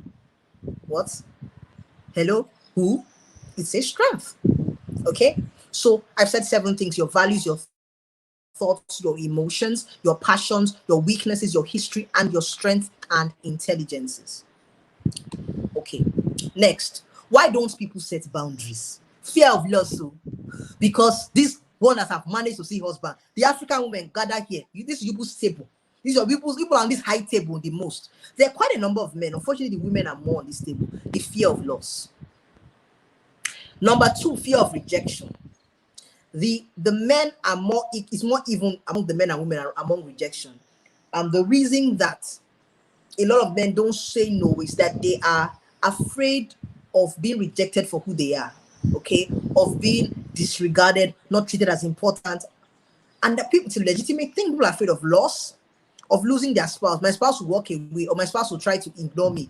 This is how people who are married to adult toddlers, who throw tantrums via silent treatment, this is how they are manipulated, because they don't want their spouses to keep balance or give them the silent treatments. They allow them, manipulate them, because they are afraid of rejection, afraid of loss. Okay. Next, people pleasing is one of the reasons people don't set boundaries. The truth, if you want to do significant things in your life, if you want to have a great marriage, you're going to have to learn the power of the word no. It's a good word. You can practice in front of the mirror. No. Several times a day. Try it again. No. Or not yet. Not today. Wait. I'll get to you. Okay? Then guilt.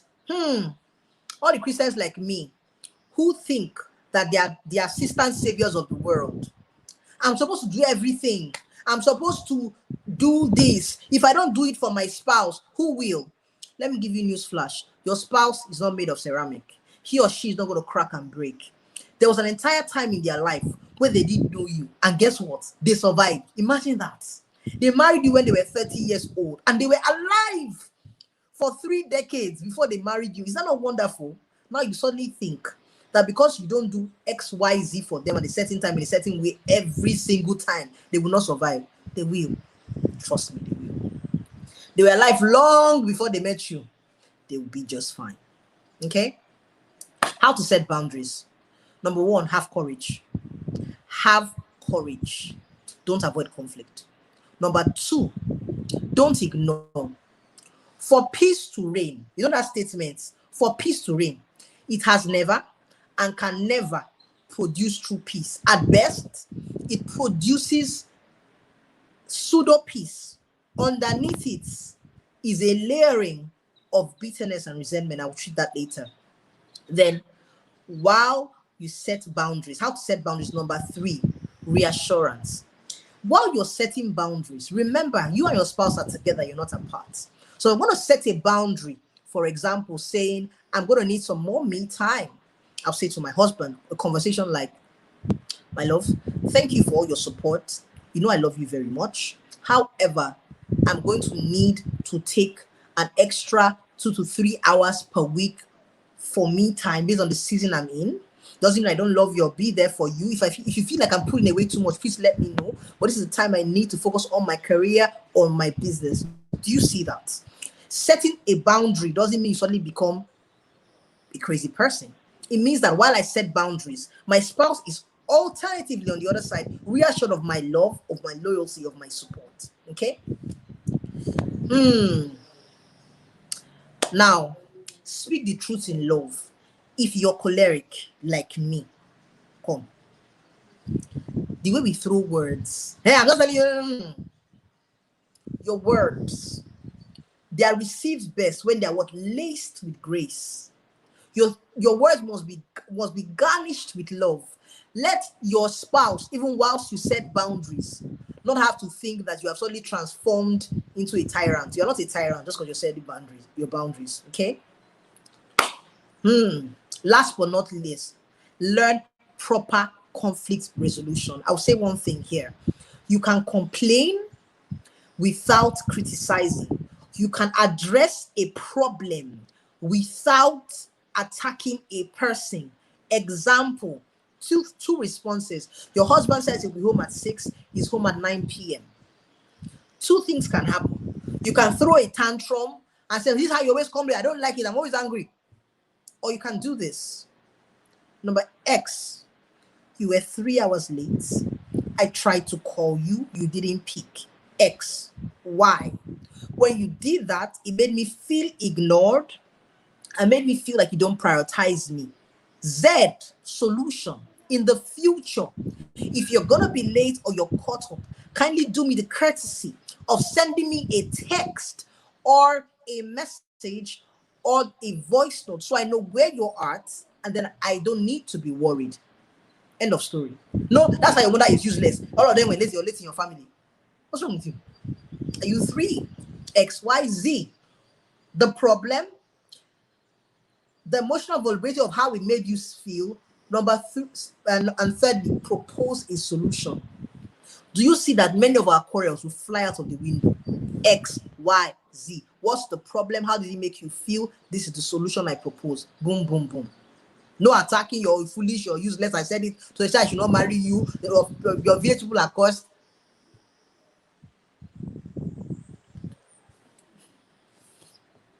Okay, where to set boundaries in marriage. Number 1, your feelings.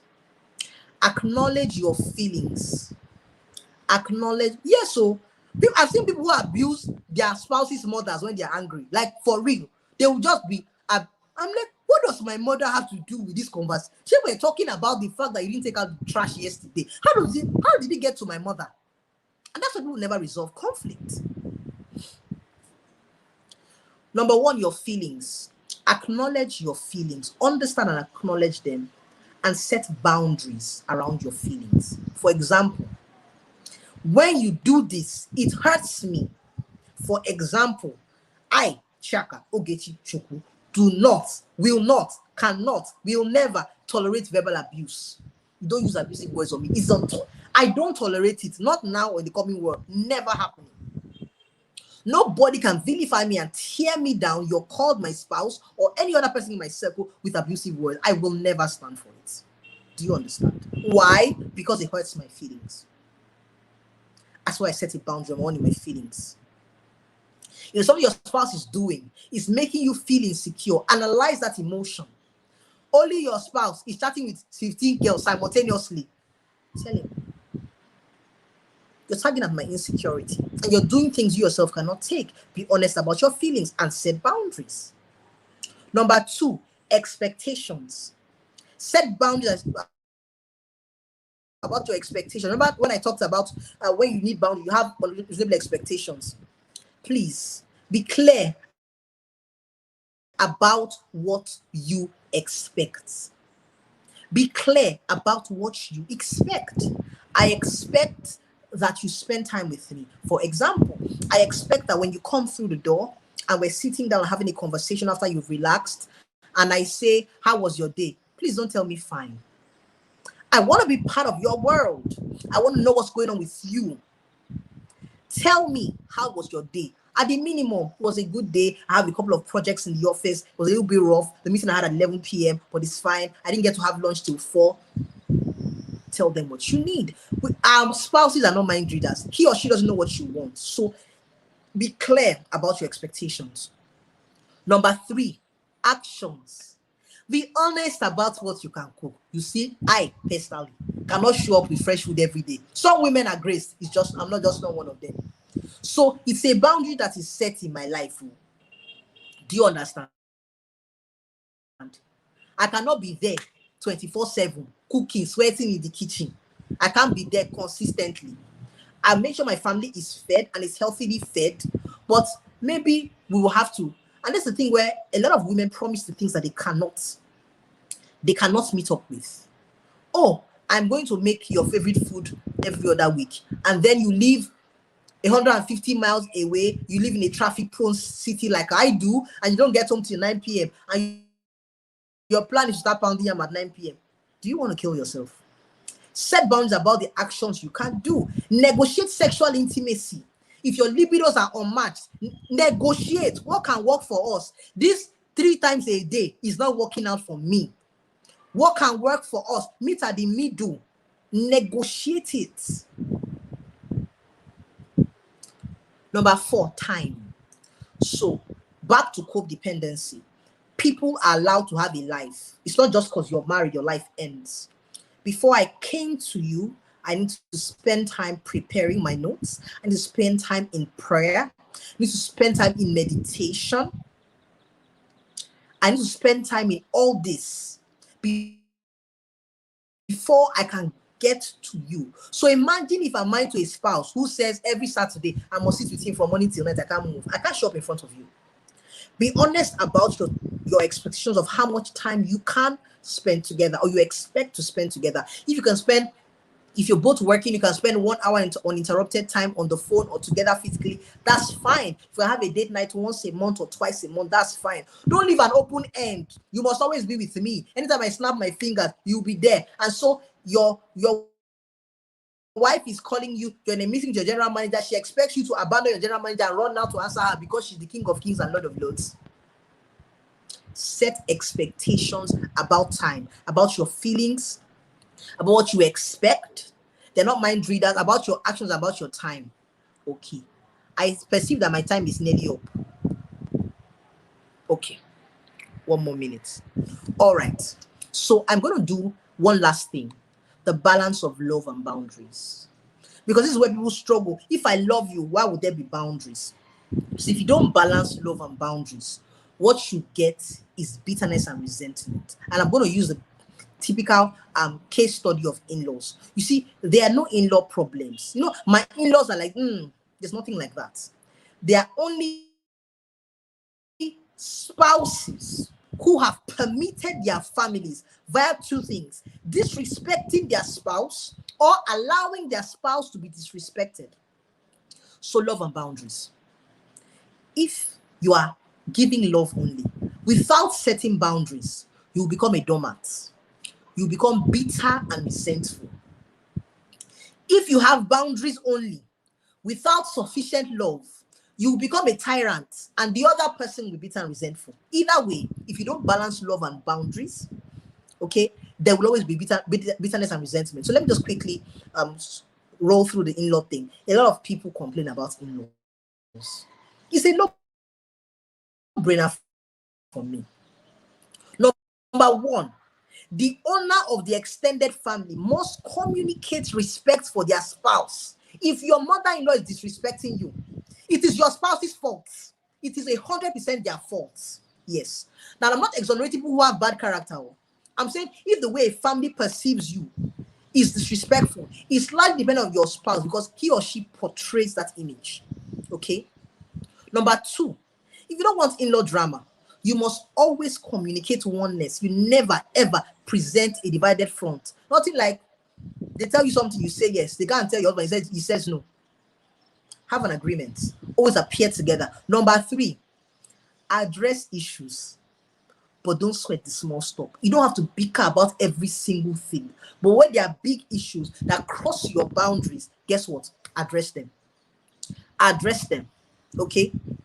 Then communicate your family values. For example, raising kids. Grandparents always want to have a say. Guess what? They're my children, not yours.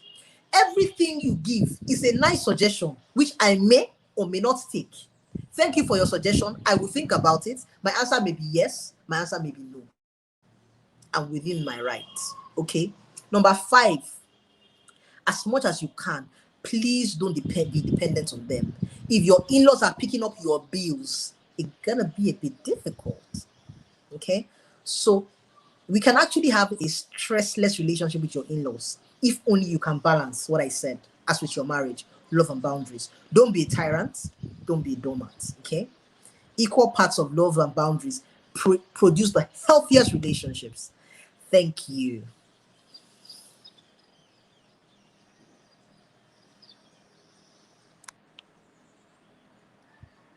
I can't hear you.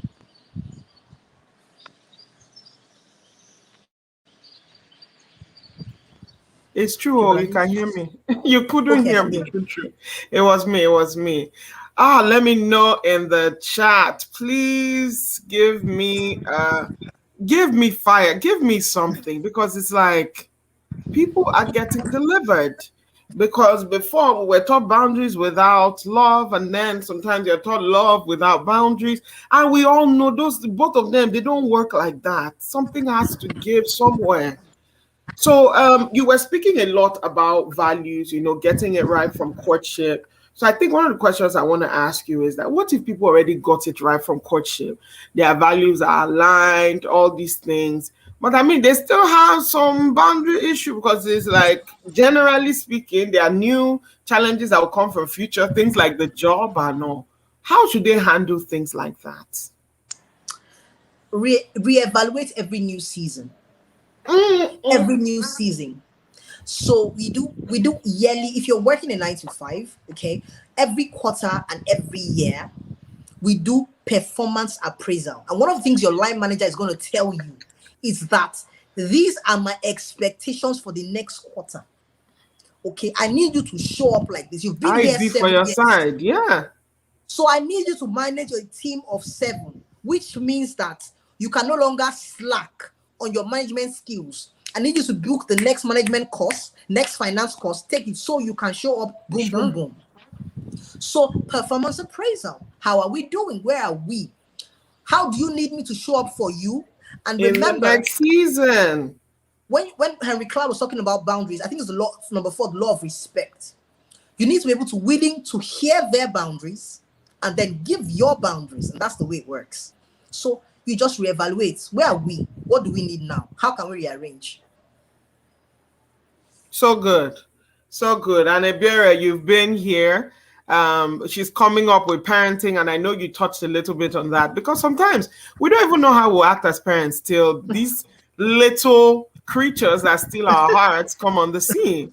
And it's like, don't touch my baby. The next time I hear you say this to me, I carried this baby 9 months. So I think I'm getting some feedback from your... Oh, right. Okay, just give me a second. Okay, no worries. So Chaka, just one last thing about parenting before Biara comes up. Children cause wahala. They are part of the conflict. I recently wrote an article. Okay, no worries. So Chaka, just one last thing about parenting before Biara comes up. You might have YouTube open as well. Ebiere, I don't know if you have YouTube open as well. Okay. So, Chuck, I'll say that again. Okay, so You I wrote a here. post, a very instructive post. It says children are not consolation prizes. Things like children are my world and I'm living for them. Parents teach their children how to disrespect their marriages because they prioritize their marriages over their children. So two things. Number one, women getting here. You were a wife before you became a mother. And even if you had children coming into it, you're a wife first. Remember that. Never forget. Number two, you're a seasonal caretaker only. They will grow and they will leave. If you do not learn to set down and grow your own life, you're going to be that nagging, annoying mom or dad who keeps harassing their adult children. So set your boundaries, live your life because they're going to live theirs. Then teach them to respect your marriage. Awesome. Oh my goodness. Okay. As soon as we're able to get it very up. But for some reason it's echoing. Maybe when I leave the screen. So Ebiere, don't worry, hang on. When I leave the screen, it should work. Thank you so much, Chaka, for your time. Oh my wow. Oh my whole wow. Y'all, yeah, give us some hearts, some fires, and appreciate you stopping by. I will introduce Ebiere and then.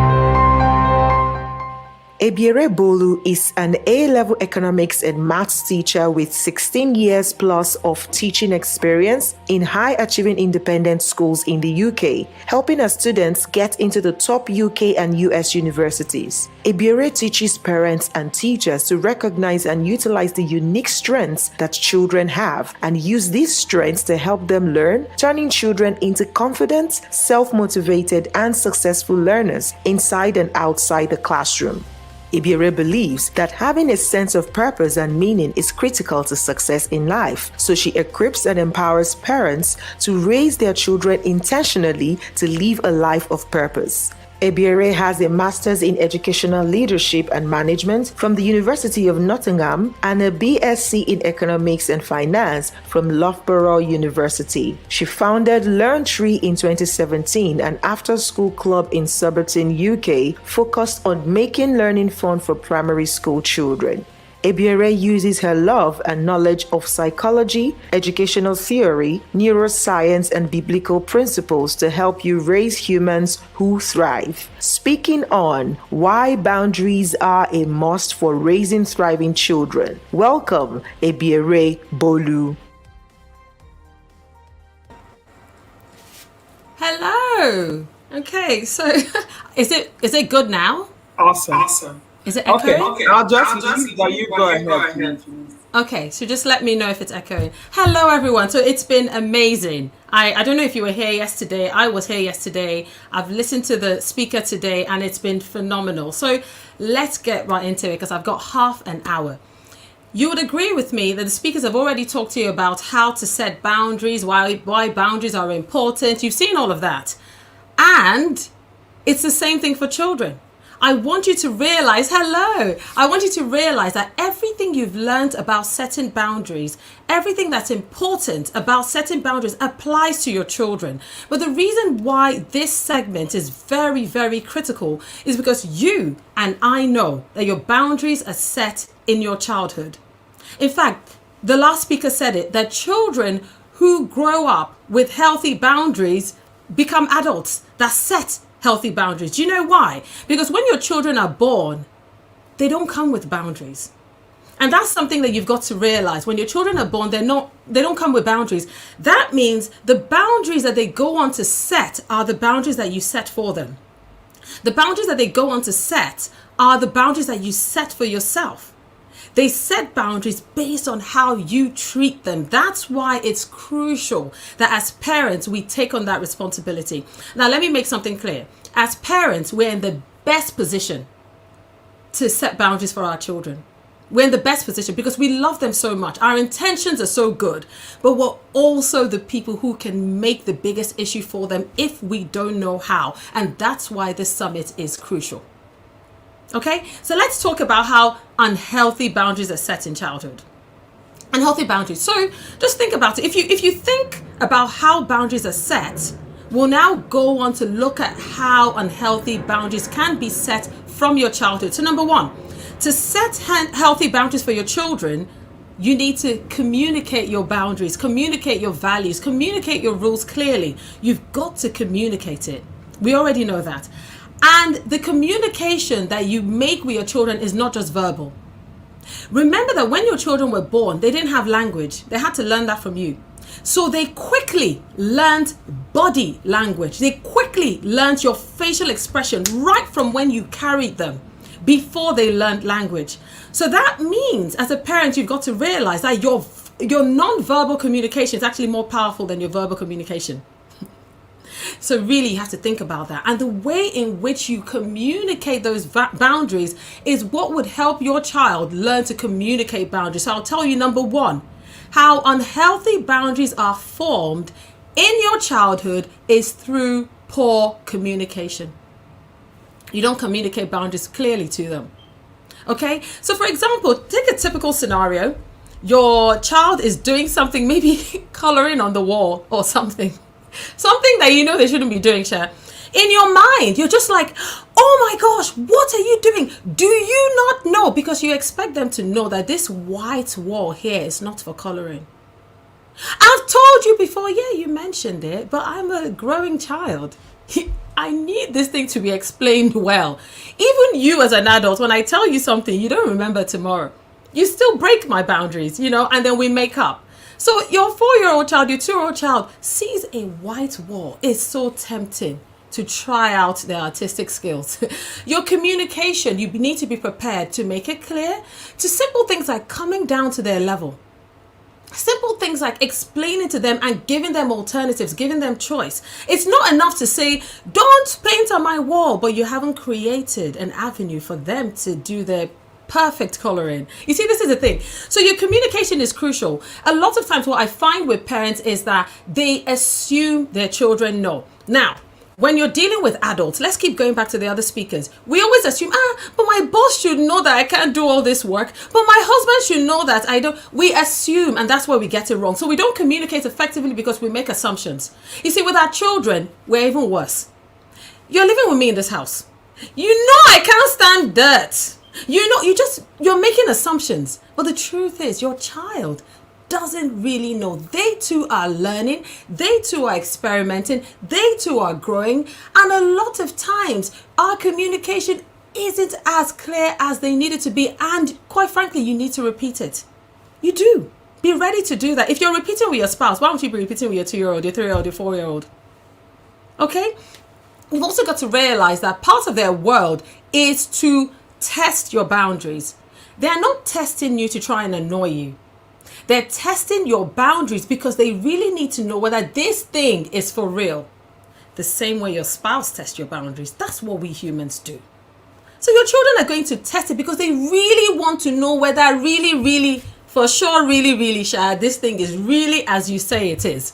Because a lot of times, not you, but your friend is inconsistent.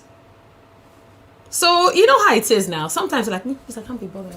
Sometimes you're on it. So because we are not very consistent, then this is the thing. The children sometimes are not very sure. Okay? So, but I want you to remember this. Apart from our communication not being clear enough, you've got to recognize this. Communication is 2 ways. When you're setting the boundary, you have to be prepared to listen to your children as well. They need you to listen to them because think about it. You think about yourself as an adult. You cannot set a boundary for me without involving me, without knowing what I'm about. It becomes something that we can't really just live up to. If your child is invested, if a human is invested in the boundaries that you set, they're more inclined to stick to it. So it's very important that you've got to also allow your child be involved. You are still the authority. Don't worry about that. But let them be involved. Let them be invested in this thing that you're trying to get them to work towards. Now, when I talk about communication, a lot of times parents just say, this is what I want you to do. But children are learning. They want to know the why. I am very much a why. I was a why child. I still am a why person. The best of us are why people. We want to know why. And it's not because we want to test you and push you. Why? No. And as you're explaining this boundary, you're explaining to the child that, listen, I know you don't like this, but I'm doing this to keep you safe. I know you don't like, look, it's better if you color on a sheet of paper because then we can keep it on your wall and then you can have another sheet of paper to work on. If you color on this wall, number one, you're going to mess up my wall. I'm not going to like it. I won't even like your painting because now it's on my wall. It won't look as nice to me. But also, if you color on the wall, you've got nowhere else to color. We have limited wall, we have unlimited paper. Something like that. Something that you can try, the child understands. There's some other boundaries that you set that actually is for the child's safety. I don't want you to go and have a sleepover because I do not know the parents very, explain. It's not just I told you so.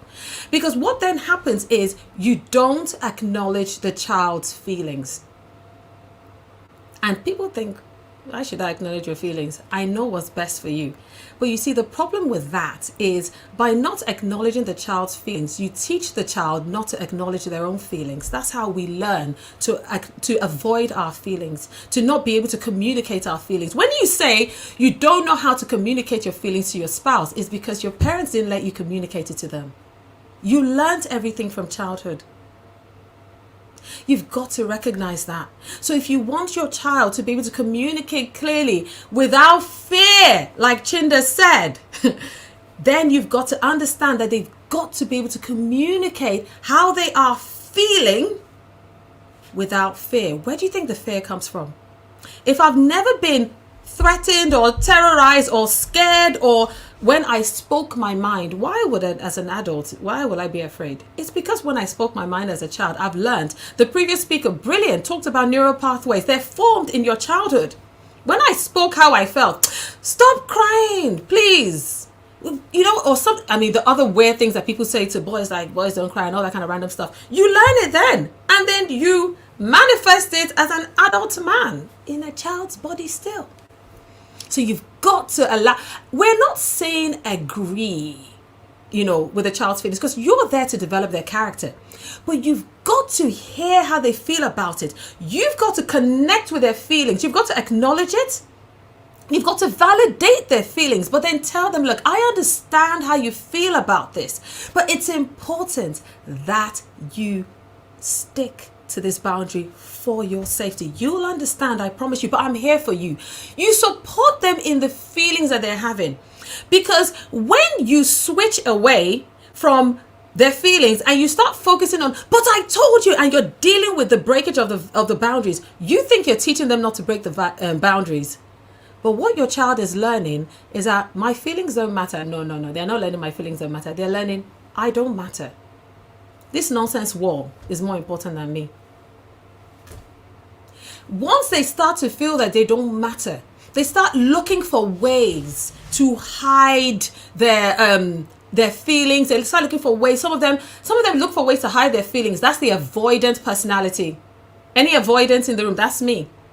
When I'm not happy about something, I hide it from you. I don't come and tell you.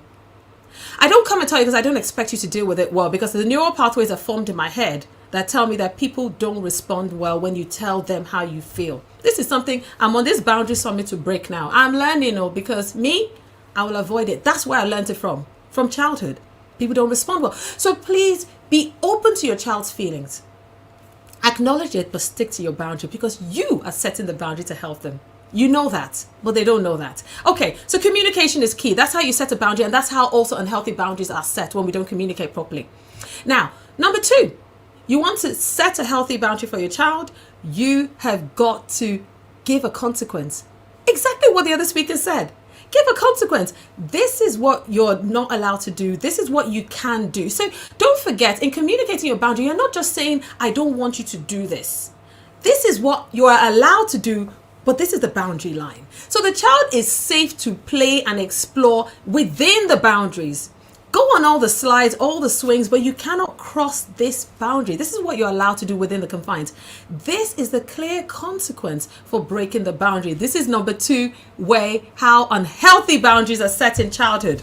So I said the healthy way to do it is set the consequence, but this is how we mess up. Oh, we mess up. We all do it. We're all guilty. I'll tell you what we do.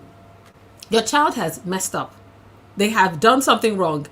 You set a consequence completely unrelated to the incident. It's like you did something in your home to your spouse, unrelated to the thing. They start dealing with something else. Just like the previous speaker said, I literally burst out laughing, insulting your mother. Hey, come on. But that's what we do with our children. They do something wrong, rather than letting them face the natural consequence for their action. A consequence that you have agreed. A consequence that doesn't cause an argument. A consequence like, look, listen, I told you that you need to brush your teeth at so and so time, or you need to, you're only allowed to do this for so and so time. I explained this to you. And now, because you haven't listened to that and you've made this go on so long, you will not be reading a story tonight, or we'll only have one story, or whatever it is that leads on, because that brushing the teeth came before something else. Let it lead on. I always say to parents, this is a very risky one. I say to parents, this iPad thing and screen thing is kind of new now. We don't know how to deal with it. But a child does something, no iPad for you for the week. I'm like, what's that? Even the child's like, what's that got to do with me not finishing my homework or whatever? Unless it's linked. Unless, you had set a reward that after homework, if you finish your homework by 10 o'clock in the morning, you'd be allowed so-and-so of screen time. If that was something that was linked, then please, it's a perfect consequence. But you cannot be doing you now ban them. You're not allowed to see your friend for the rest of the week because I didn't finish my breakfast, or because I shouted at my sister. It needs to be linked. The best way is by agreeing it before. If you can agree it before, then your child understands. So I'll tell you a simple example of this iPad one. I don't use iPad as a reward or a punishment because I have more authority than that iPad. So if you do something wrong, I will deal with you, me and my child. We will deal with it together. I will not bring iPad to rule my home. So you're now crying for iPad, not because your mom has said what you did offended me, or what you did upset the home. It's not because you're crying because of iPad. No, then iPad is the boss. Okay? So iPad, sorry, I'm just laughing at a comment. Let me focus. Thank you, Brenda. Okay, so iPad is the boss. I don't do that. You have to make sure that it's linked and you still have the authority. And the truth is, if it's agreed before, you don't have to get cross. I told you, this is what's going to happen. And this is what you've done. They even know themselves, okay? So that's the key thing. Consequences, make sure it's linked. Let me go quite quickly now. You've got to remember this. I'm going to say this one more time. When the consequence is unlinked, like say, for example, people like to bring in punishments. To me, they're punishments. They're not natural consequences of what happened. So punishments that are nothing to do, things like, for example, shouting, losing your temper, hitting your kids, face the wall, pick pin, kneel down, fly your arms. Those are all bodily. You're just punishing my body because of this thing I did. You're not teaching me anything. All I'm learning is that it's okay for my body to be punished. It's okay for my body. It's okay for me to be shamed because I'm locked in the toilet and my siblings are, looking at me. Or it's okay for me to be shamed because it's okay because I did this wrong. They're not understanding that doing this will actually lead to this natural consequence, and this is why you need to stay within the boundaries. So we've got to be very careful because we want to teach our children. We don't want to punish them. Okay, so that's number 2, where to set and how we set unhealthy boundaries. The next thing, Chinda said it. Follow through. Do you know the parents that like to say, me, I'm strict, I'm harsh, they're actually the ones that don't follow through. They are. They're the ones. It's actually the strict ones. If you're on that strict table, you're the ones that don't follow through. Let me just tell you. Because in your strictness, you miss Yan. You did this, I am locking you in your room for the rest of your life. But you can't follow through now. You've messed up. We the calm parents, we think about our consequences. Okay, let me do this thing where I can manage. You're not going to this party, but it's a lie. You have to take them to that party because this party is a party they must go to. So why did you say you can't take them? If you do this again, I will ban your iPad for the week, but you're the same person that will give them so you can rest. Strict parents, stop it. Okay, so listen again, you need to set consequences that you know you can follow through with. Okay? If they're too harsh, you can't really follow through. You want to be in control. Remember, you're the one in authority, you're the boss. You're the one in authority. You want to be able to follow through. So you've got to be in control of your emotions. Whenever we react to our children out of our emotional immaturity, and we all have areas we're working on. My friends here know I'm not at the pinnacle of emotional maturity. I'm working my way. We all are. But when we react to our children from that place, then you know what we're teaching them, guys. Come on. We are teaching them to be emotionally mature as well. But actually, that's not what we want. So please set these boundaries, following the rules that you've heard today, and stick with it. Let me tell you something, why our children actually need this the most. But as children, they suffer it the most. You know why? Because children are the one people that actually, and I want people as a group of people that parents believe, not all parents, but generally, like, you know that you don't own your spouse.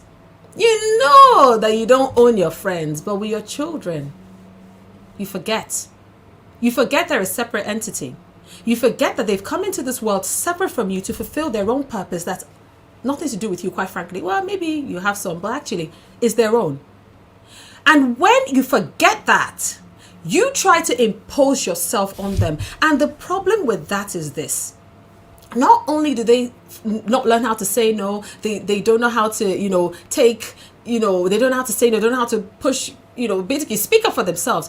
They also are quicker to dim their light. Let me tell you why. We are social beings. When your child comes on this earth, they're looking for you to learn from you. And they're looking for you to teach you how to navigate this world that they're about to influence. Because they know they're here for a purpose, even if they can't communicate it from birth. And they need you, mom and dad, to nurture them, look after them, teach them, develop their character. They need you to teach them boundaries so that they can go on and fulfill purpose.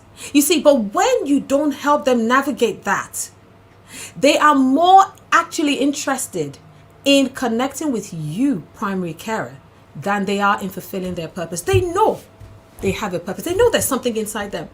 But the desire to connect with you is bigger and stronger because their life actually depends on you. You're their source, actually. Their life depends on you. So when we don't set proper boundaries for our children, when we don't allow them be, when we don't allow them speak, when we don't allow them feel, when we don't allow them understand their passions, when we don't allow them understand who they are, do you know what happens?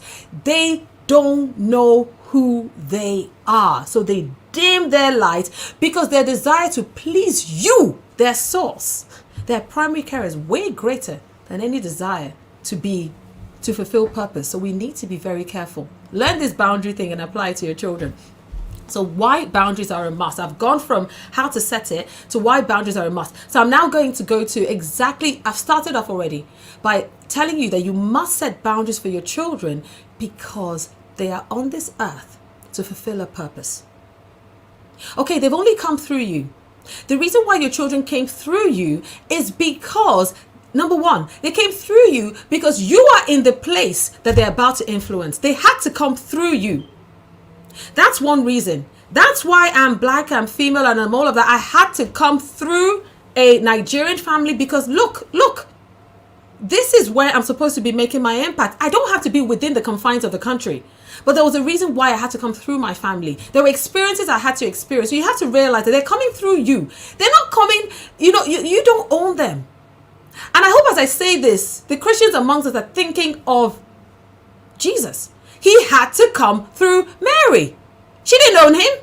He had to come through Mary because he had to come through the line of David. He had to he had to come that way. That's why they came through you. They didn't come through you so that you can control them and tell them who they're going to be. They were born to influence the world. They were born to make an impact.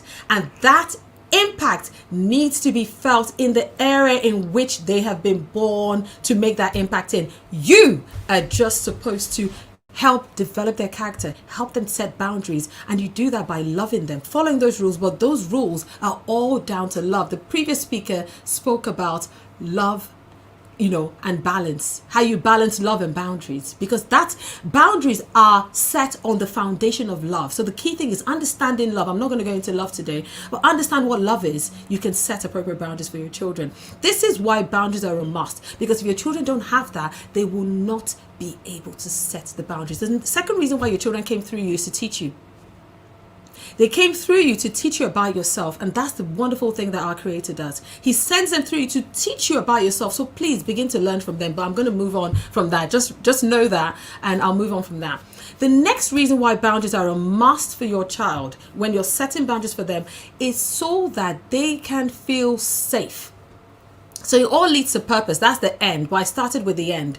But number one, so they can feel safe. Why must your child feel safe?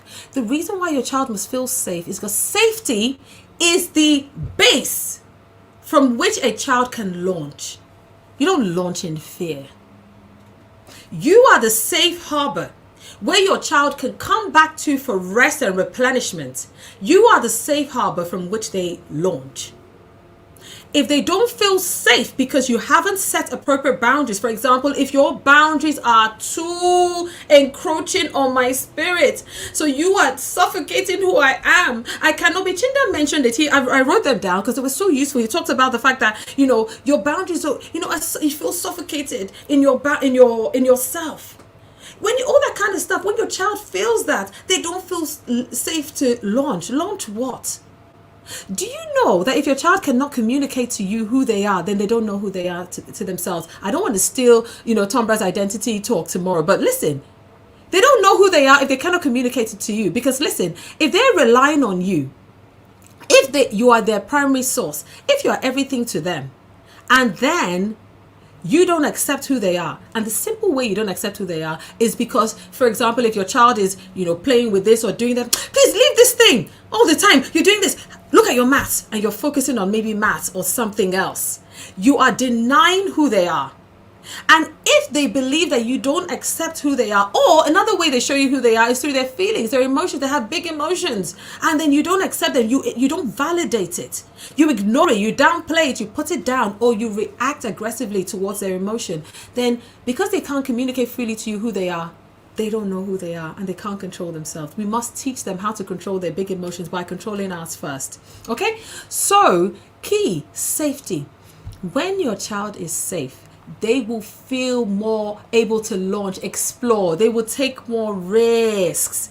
When the child feels safe, they will be more willing to make mistakes because they know that when they make a mistake, they can get back up. For them to be resilient, safety is number one. They've got to feel safe. A lot of us are launching new things and this is a fantastic summit that Bralade has done. But then if she felt that she would be torn down by everybody in her circle, because that's where her safe harbor is. It's not, the audience and everybody. She can take things from you if she came from a safe place. That safety she has in her sisterhood, in her family, in her people, gives her the confidence to come out and be the boundaries coach that she is. That's the thing. We come out confidently.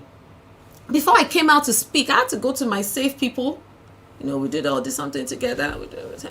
Before I came out gingered, But the fact of the matter is, if you don't have that safety, that source of safety, then you can't launch. You can't make mistakes and take risks and all that kind of stuff. No. It means that when you fall, it's harder to get up because you feel there's nobody around me. Children can feel very alone when we don't provide safety. So mom, dad, be the safe harbor, and you provide that safety by setting healthy boundaries. You provide that safety by setting healthy boundaries. Very important. Okay. Now think about this as well. I'm just looking at the time. Okay, brilliant. Think about this as well. I'm not going to go too much into this, but when we don't set boundaries that make our children safe, that's one problem.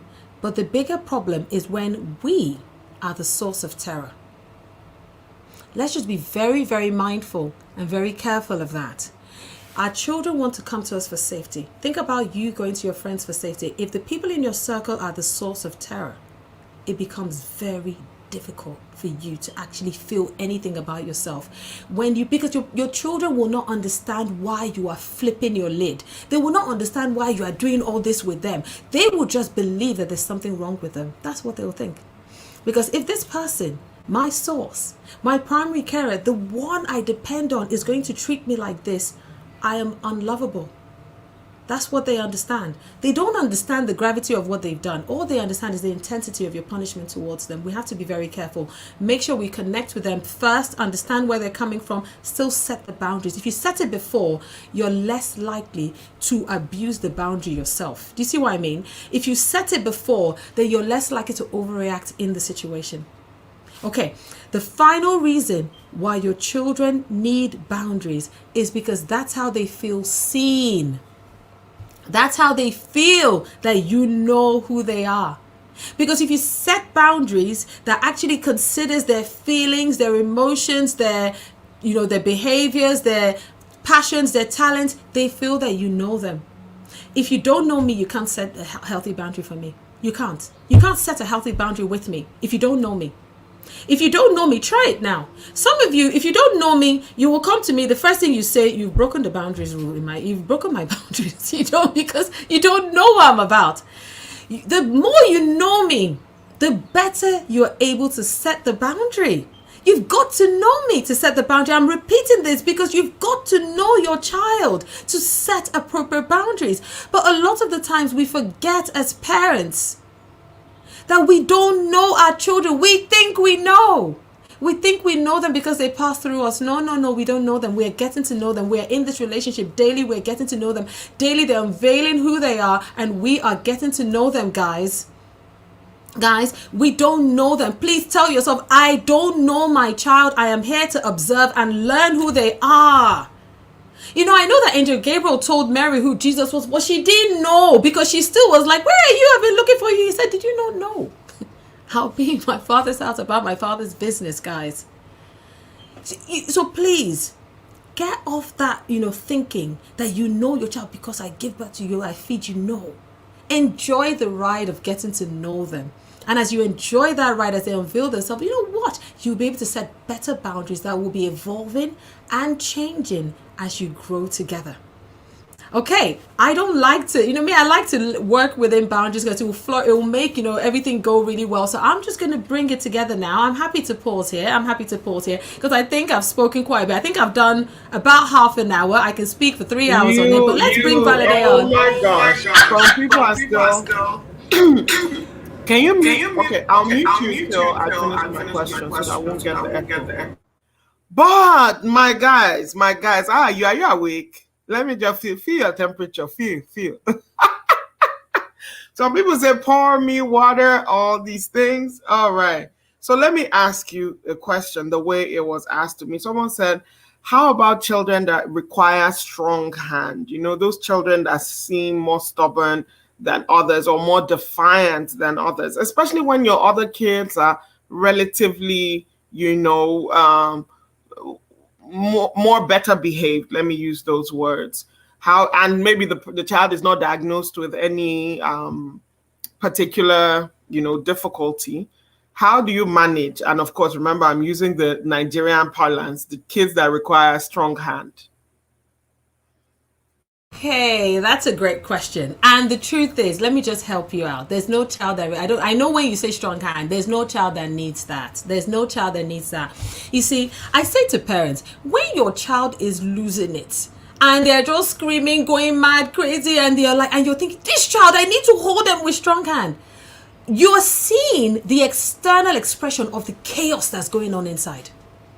They need you to help them.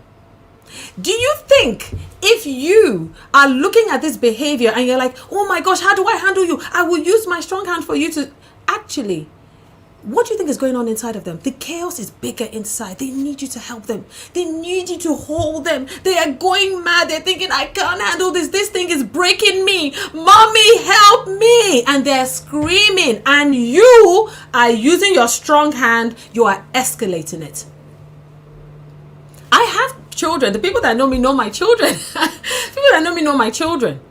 And so I do have one that's similar to that. And guess what? I was the one as well. If my mom was there, she would tell you. And we need you to help us to regulate our emotion by you regulating your own emotion. Because if you don't help us, we will get even more chaotic. We need your help. Oh my And you've God. got, yeah, Okay. I've got to Okay. say, there's one more thing I've got to say that's very important. That child that you're saying is more defiant is the child in a lot of our cases that is sitting here talking to you. The strong-willed children know themselves that when you're trying to clamp down, they're like, no, let me break free. I will not accept this. And we are fighting you because we're like, no, I know what I came here to do. You see, when Jesus said, did you not know I'll be about my father's business? That was defiance in some people's definition. Mary could have said, come here. You see, but Jesus knew. Your child knows you need to support them in that, and you need to make sure you connect with them and tell them, listen, I understand you need to do this. Just remember, I'm here for you. I will not let you hurt yourself or hurt your sibling or whatever. But, I am here for you. Connect before you now redirect to the next thing. Important. Okay. We dropped the mic. Yeah. Tomba said it right there. Mic drop. We just dropped the mic on that question.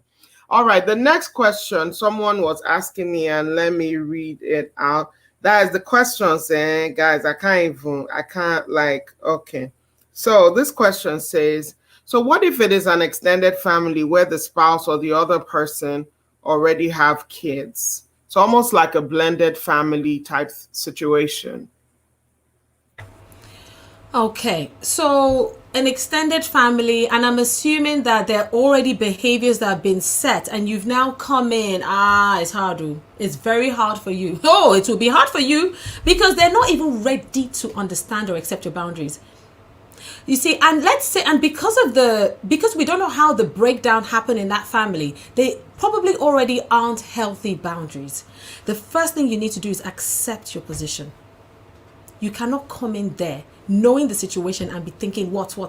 You have to accept your position. You have to accept that this thing, no. I understand that it's going to be hard for you. Once you understand where someone is coming from, they find it harder to fight with you. Understand where they're coming from. When you tell them, listen, we've already agreed that you cannot stay out late. I know that you used to stay out late, previously, but this is what I'm saying is important for the safety of this home and for your safety. You're not my mother. You can't tell me that. Listen, I'm not, but I am responsible for you, and that's what you need to remember. And you see, you're telling them this not in the chaos sometimes.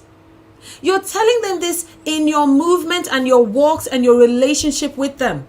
You are not setting them up against their father or their mother. You are building your own relationship with them. In fact, it would be a brilliant example for you to understand that you don't know them. And you will start to learn how to treat them. But you can still stick with your boundaries that you've agreed with them previously. It's the same thing. But if you don't accept your position, you'll struggle. Okay. Let me ask you. I think I have one and a half. Our next speaker is here, so soon we'll be hearing from her as well. The next question is, what consequences? So people were using iPad because, they didn't really want to continue with the physical type punishment only. So they were like, hey, iPad. And, we can see that, it helps them sometimes because it's something that they value, because you want to use consequences that mean something to the child. So they say, apart from iPad, please, can you give some other examples? For example, like what you use. Okay. So the truth is, again, I'll give you one example when I used iPad. It was so easy, and I'll tell you why. I was speaking to my son, and I've already told him that when I call you, do not come and answer me with your iPad like this. Yes, mommy. Don't try that. Because so he came up like this. Yes, mommy. And then I'm like, okay, we're about to go out, so again, you remember what I'm not sure it was Chinda or the previous speaker that said, you need to give people the room to mess up within the boundaries now. So I just said to him, you need to put that down because I'm speaking to you. It's how he puts it down. And I said, okay, we're about to go out. You know that you cannot take your iPad out. You can leave it here. When you come back, you're allowed to carry on playing. And if we come back at so time, they know the rules and all that. Oh, was the reaction. I said, oh, it seems like this iPad thing is controlling you because you don't normally talk to me like that. You are a very well behaved boy. You don't approach me that way, but you're getting too comfortable with this iPad. You are distracted. It's causing you to disrespect your mom. I will take it away from you to help you to remember how to speak to your mommy. You're not going to see it again. It was about a month before he saw the iPad. True story. That's a linked consequence, because this iPad is not you, because I know you, but this iPad is causing problems for you. So let me help you. They can't argue with that. You know, he couldn't argue. He went to his friend's house. They were all playing on the iPad. He came to me and said, Mommy, they're playing on the iPad. Can I sit and watch them? I said, you can watch them. You can't have your own share. You know, because it's gone. But I know that wasn't the exact answer to it, but I'm telling you how you can use it. Okay, so the consequences, as I always say, is always linked. If you have things like you told your child they need to go to bed at so and so time, they're refusing to go to bed. I'm just using that example. They're refusing to go to bed. And you're like, come on. First of all, you have to make sure that you've empowered them to live within that boundary. I didn't even talk about that. You have to make sure you've empowered them to live within that boundary. So you cannot bring them home late, switch TV on as soon as they come back, let their mind drain in the TV. So by the time you tell them to get up and go and shout, like, no, there's no TV for my kids in the week. They don't watch TV in the week. So when you come back, you do other things. We plan everything. Everything is planned and they know what's happening. They already know that shower time is 6 o'clock. But again, you're giving them flexibility within that boundary. So because they know all this stuff before, and this can be a whole other talk, you just make sure it's linked. I will bring your dinner back for another day. But did you see my eyes? I feel attacked. I'm attacked. Somebody save me. I feel attacked. No, but this is really important. It's really, so some people are like, they're already, it's like a flood. They know they'll come back to watch again. I love that they would. And, I will end with these 2 tag questions. One is, what is one easy thing? Not easy, but what is one of those first steps they should take now going away? Because they've heard a lot. And then, like, you spoke about rules, you spoke about enabling environment, you spoke about, it's like, where do I start? And then the very last thing is when parents are not on the same page. So for example, like what you did with the tablets, just imagine you came back the next day. It's like, oh, daddy gave it to me. Be like, huh? Okay, so just end on that note, please. Okay, so the first one, I'll talk about what to go away with later on. But the one with the spouse is an ongoing issue. It's an ongoing issue. And I always say to parents that communicate with your spouse what and why the boundaries are. What and why. And let that communication be clear. Your spouse may not always stick with it. For example, the whole rule about you might have a rule that says your children only have the iPad on Sundays, but yes, daddy gave me or mommy gave me.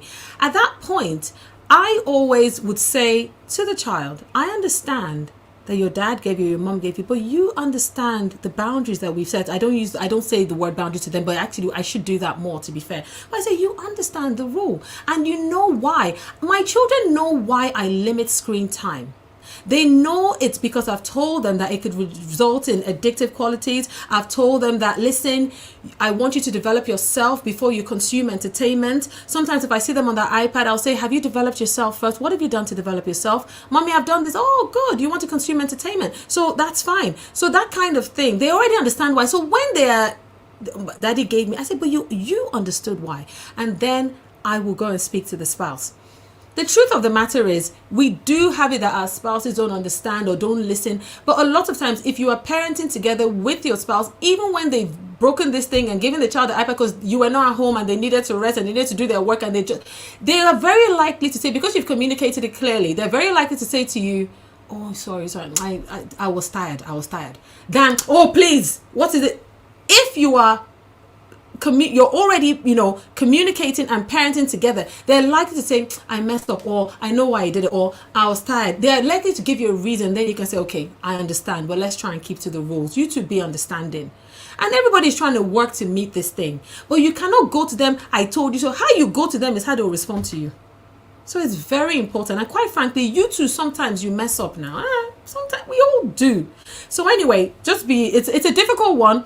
But it depends on the relationship with your spouse, because if you already don't have boundaries, you're already having issues like the other speakers have talked about, then it'll be very difficult for you to come and say you broke this boundary with our children, because it's a bigger issue you need to be thinking about. So let's move on to what we can do as parents now. Going away. Wait. I need to throw this last one in. Okay. Just real quick. A lot of people spoke about grandparents and them violating your boundaries. So real quick, just touch on that. How do we deal with, because they're not the direct parent, even though they might have some influence. So what do they do? And then you wrap it up. Brief one.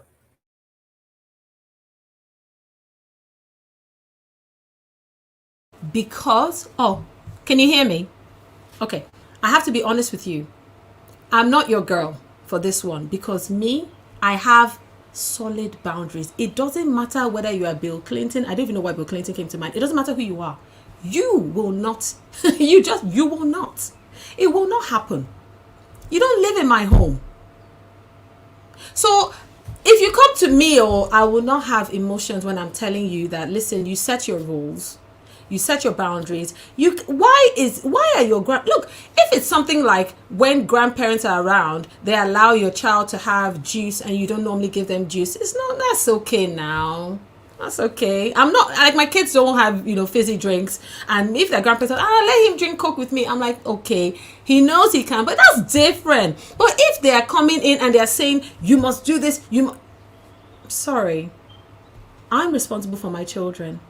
I really appreciate that you would like to get involved, but these are the ways in which you can get involved. But when it comes to this, I would, and even if you don't support what I'm doing, I would much prefer if you told me privately, not went before me or behind I will speak. I know how to speak.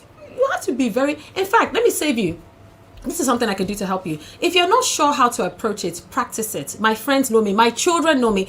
It is not uncommon. If you like, call me mad. It's not uncommon for me to talk to myself. My children see me. Before I do my talks, I spend the week. I've done this talk a few times. As I'm in the kitchen cooking, as I'm showering, I'm like, that's why a lot of times I'm not like, I don't use anything, because I've said it so many times. So that keeps you relaxed. So with your grandparents or your parents, before you go back, you do it in your head, plan. I just like to say this to you, and say it with confidence, without fear, like Chinda said, because those kids are your responsibility. But if you've allowed the grandparents to pay for school fees, pay for food, then you better allow them to control your children. You have no right there. Boom. Okay, the one thing we are going with. Okay, one thing you want to go with, first of all, is you just want to go back to your space and be thankful for what you've heard, because that's the first step. Do not waste 1 minute in guilt and shame. You'll be wasting your time. Every day. Today too, I messed up now. I had to apologize. It's a daily thing. We get it wrong. It's part of relationships. Listen, the reason why you don't argue with your friends as much is because you don't live with them 24/7. You live with your children, you are going to mess it up, quite frankly, and you move on. You apologize and you move on. So go away and just tell yourself, okay, now I understand this and I understand the importance. Awareness first.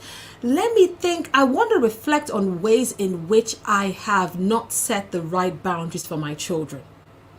I do that all the time. Once I reflect on the ways, and let me tell you how you know. Let me give you a very good thing that will help. You must become an observer of your children. Remember, you're getting to know them. When they misbehave, do not think your child is misbehaving. Look at that as communication, as feedback, because they only behave in response to the environment you've created for them. What you see your children do is a response to what you have created for them. So take their behavior as feedback. When you see their behavior, let that make you go back and say, okay, what have I done to create that? And how can I correct this behavior? Plan it all in your head. Dish it out. Think about everything you're going to do. Then tomorrow, go and communicate this to your children. So it's step by step by step. Does that make sense? But a lot of the work will have to be done by you, with you, behind closed doors, before you can set out with your children. Okay. I better. You're muted, Valade. I said I will let Bumi do this wrap up because it's okay. I'll be dealt with. Bumi, what is one thing you're taking from this session, please? That my children's behavior is dependent on the environment I've created. That one's sinking in. That one's Especially just when there's a newborn in the house, Bumi. Newborn crying. No, Bumi just had a baby, so I'm just. I know we love our babies. Oh, Ebiere, thank you so much. Y'all, where is the love? In fact, they've been loving you. They are take notes, like come back. Let me tell you what happened yesterday. I think a lot of people were afraid that I was going to take it down. We had almost the same number of people watch it from last night till now. oh The wow. replay.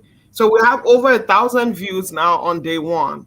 You guys Wow. get in on it because I Amazing. don't know. My friend Thomas said, "Let me do it for just 1 week." I don't know, because I'm so passionate about all of you learning this. We're putting up this conference free. These speakers, they charge for their time. They're not charity. I don't know what to call it. It's true. They've made this commitment to be here, teach you, learn. All right. So Bumi here, I will be introducing you shortly, and Bumi is going to be talking about to us about boundaries in courtship. Bumi is like one of the. In fact, you hear a bio now, you understand what I'm saying. But foremost, if anybody's nearing marriage, I'm like, please come and go and talk to Bumi Odua, because I might just advise you wrong. I'll be too harsh, or I'll be too mild, or something.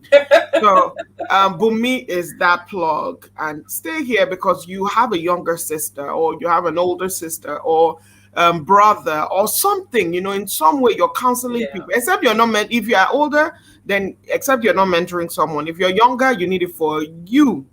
So absolutely listen in on this session. Yeah.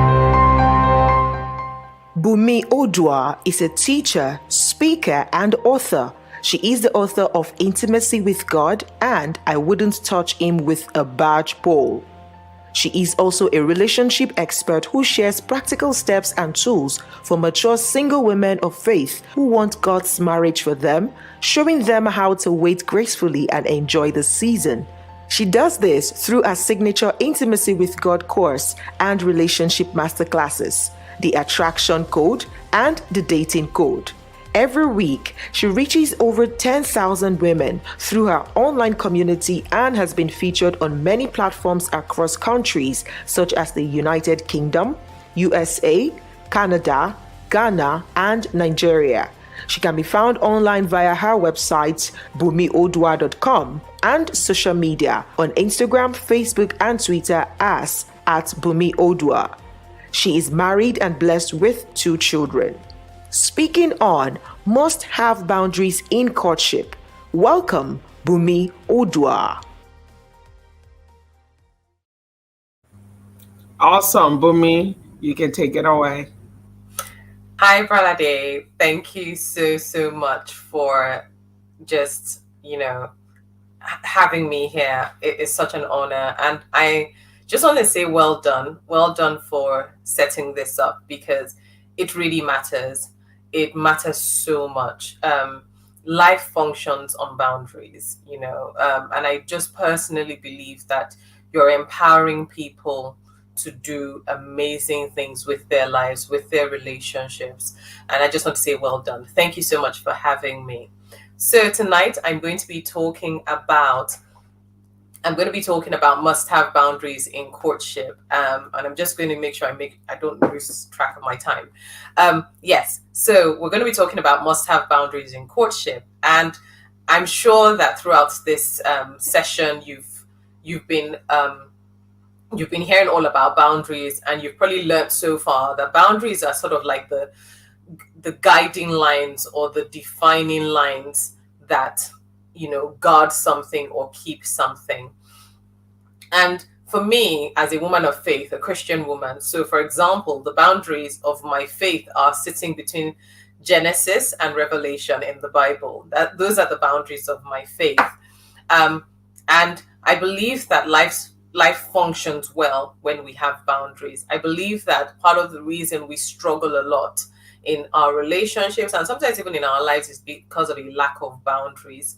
And when I now take it one step further and then step into something like courtship, I believe that boundaries are super important in courtship. The reason why they're important is because we know with boundaries, especially in courtship, you begin to know where you end and the other person begins. And boundaries are important in courtship for the health of the relationship. So if your relationship is one that you want to thrive, you must have boundaries. It is a non-negotiable. If so far maybe you're in a relationship right now, you're listening to me and you haven't put boundaries in place, today's a good day to start. There's a proverb I've heard many times over which says that the day that you wake up, or whenever you wake up, is your morning. So if today's the day you woke up concerning boundaries in your relationship, good morning. Good morning. You need boundaries in your relationship for your health, for your physical health, because a lack of it will actually affect your physical health. You need boundaries in courtship for your emotional and mental health, as well as the health of the relationship that you're in. And your boundaries start before you ever get into a relationship. That's the thing that sometimes we think that it's when I step into the relationship, I will then have boundaries. But the truth is that you have boundaries before you step into the relationship. It's not that you can't set up boundaries when you get into the relationship, but ideally you want to already have boundaries. You want to have your boundaries written out. You want to have them clearly stated before you even step into the relationship, because your boundaries are a practical extension of your personal values and desire. So if you desire something, your boundaries reflect that. If your boundaries reflect, if for example I want a healthy relationship, or I want a relationship where we're communicative and we're communicative in a certain way, then the boundaries that I have in that relationship will be dependent on how I communicate normally. So we start with ourselves. And the truth is that you shouldn't really stumble into boundaries. You shouldn't have to stumble into boundaries. You should have a picture of what you want. You want to have a clear picture of what you want, and then say, okay, this is what I want, and my boundaries are going to help me to achieve it by this. So when you're in courtship, which is really a relationship that's tending towards marriage, you are saying to yourself that in this courtship, I want to glorify God. If you're a Christian, I want to glorify God, and these are the boundaries I'm going to set to do so.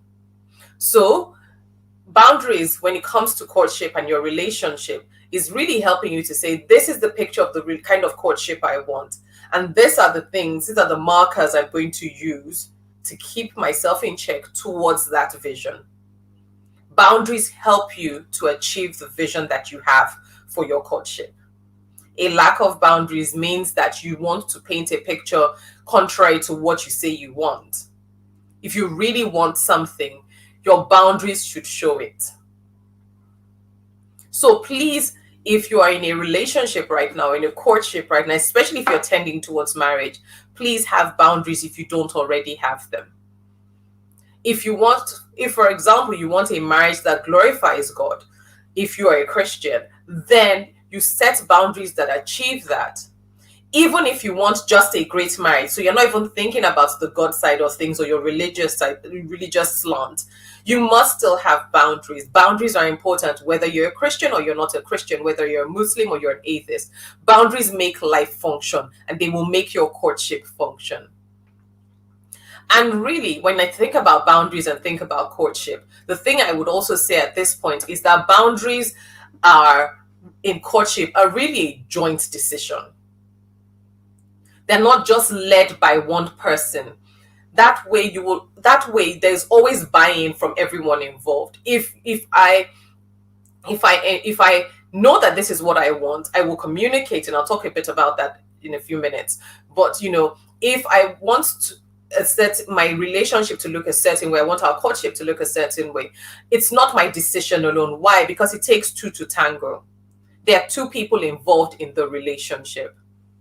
So the boundaries can't be led by one person. It can't be, oh, Bumi wants us to do this.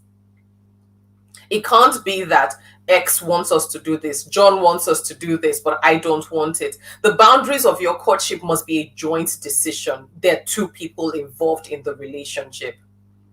So there must be buy-in from both of you. And what will drive your boundaries? What will drive your boundaries in courtship? Your personal values will drive your boundaries, because your personal values actually shape your boundaries. Your personal values are what are your definers. They're the things that mark you as a person, and they're the things that really you don't want to ever go, you don't want to ever park them to the side, because they make you who you are. The second thing that will drive the boundaries that you set in your courtship is the vision of what you are building. So depending on the type of relationship that you want to build and the type of relationship that you are building, you will set certain types of boundaries. So I will repeat that again, because I know that it is extremely important. And it's extremely important because if you're lacking in boundaries, you need to check your own personal values, because your personal values are what drive your boundaries. Your personal values are what drive your boundaries. Your vision of what you are building is what drives your boundaries.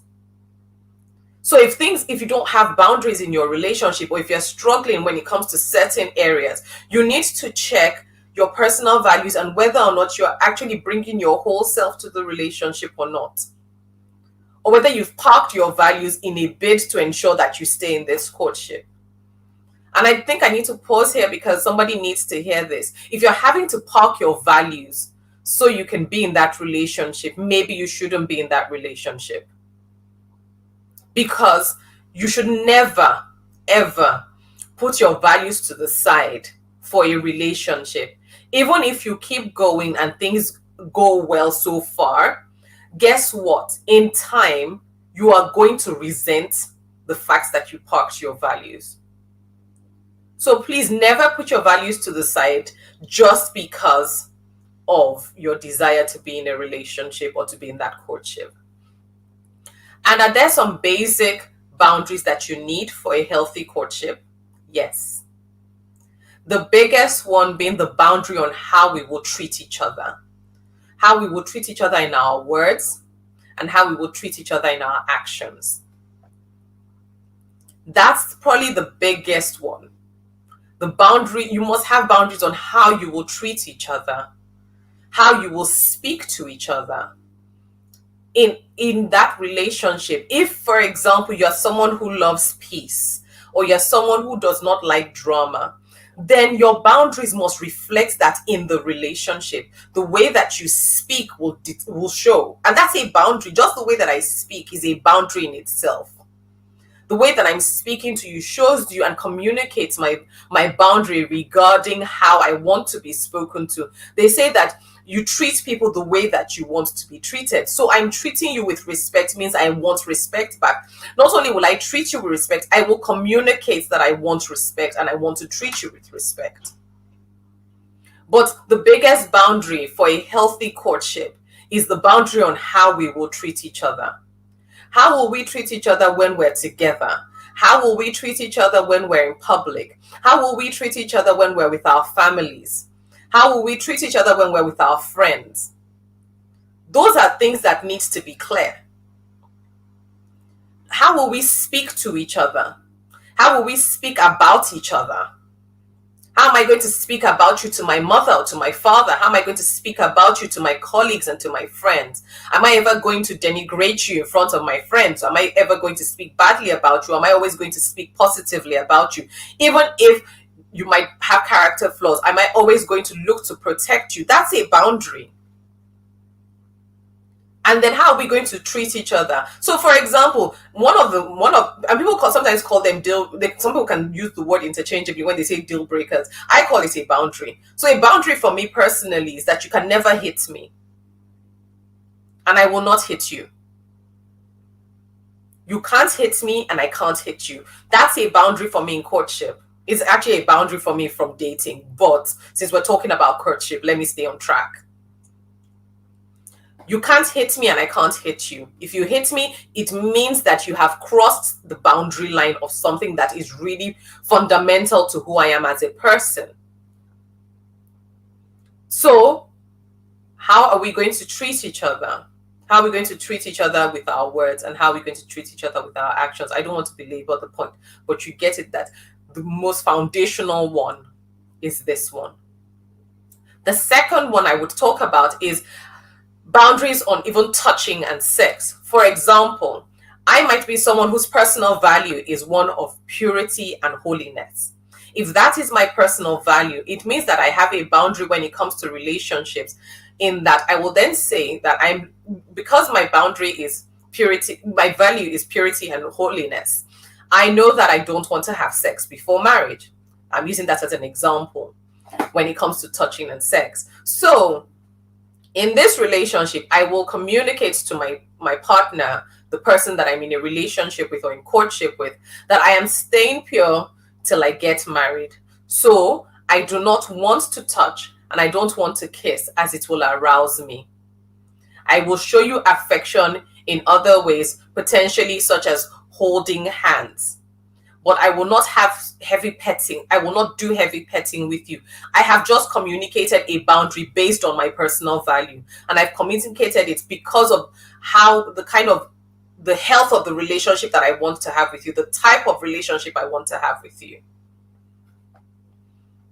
So, boundaries on touching and sex. You must have boundaries on things like that. You must have boundaries on how we're going to touch each other. Are we going to touch each other this way? Are we not going to touch each other? Are we not going to touch each other at all? But the thing is that because relationships really should be a meeting of personal values, when you communicate that boundary, if you're in a relationship with someone who has similar values to you, which is something you should have if you're going to be in courtship with them, then I think that it makes it a lot easier. It actually makes it a lot easier. So, boundaries on touching and sex. Boundaries on the next boundary I would think about in terms of courtship is boundaries on how we would treat each other's families. Because remember that courtship is a relationship that's tending towards marriage. And since courtship is a trial run for your marriage, you really want to start to learn how to treat each other's families starting now in the courtship. Not on the day that you sign the dotted lines, because you must start as you mean to go on. So, for example, a boundary for me might be that I always want you to be respectful. A personal desire for me is that I always want you to be respectful to my family. I always want you to be respectful to my mother, to my sisters, to my father, to my cousins, to any member of my family. And I will do the same for you. And so I would communicate that boundary in such a way like this. I would like you to always be respectful to my mom by always calling her like this. Maybe I call her mommy, and to allow our relationship to flourish, and to almost, I want you to treat her like the way I treat her, not because you will treat her exactly the same, but because I want to create a kind of relationship that fosters one of mother to son, of daughter to father, whichever parties we're talking about. So, for example, I would say I would like you to always be respectful to my mom by calling her mommy. Or if, for example, in our house, we only call people by their, I don't know, Mrs. this or cousin this, I would like you to be respectful to my family members by calling my cousins by cousin and then putting their name. You've just communicated a boundary, because in that family, for all you know, if you call someone by a different terminology, they might get offended. So I'm helping you I'm setting boundaries in place with you to show you this is how I want my family to be treated. Or that if, for example, I have noticed that you have spoken to my sister in a certain tone, I will then say to you, I do not appreciate you speaking to my sister in that tone. I do not think that's an acceptable tone. You've just drawn a boundary about how your partner should communicate to your family members. And then the last boundary I would really focus on right now is the boundaries about money and possessions. Because let's be honest, these things cause issues. They cause issues in marriage, but they also cause issues in relationships and in courtship. So depending on where we are in our relationship, a boundary I might have at the beginning of the relationship is that I am not comfortable at this initial stage to pull our money together as a couple. I would like us to have a bit more commitment before I begin to pull my money with your money, where it becomes our money. Or I don't feel comfortable with you driving my car yet. That's a boundary. Your boundaries are attached to your personal values and your personal desires. What do you desire? It is what you desire that you will then use to determine the boundary lines of what can be done in courtship. For me and for my husband, for example, a big one for us was ensuring that we honored that we don't want to have sex before marriage. So part of the boundaries was we ensured that we were not doing sleepovers. That way, we were not creating the atmosphere to be able to even cross that particular boundary. So I will not come and sleep over at your house. You will not come and sleep over at my house. We will not be together in certain places past a certain time. Those are boundaries.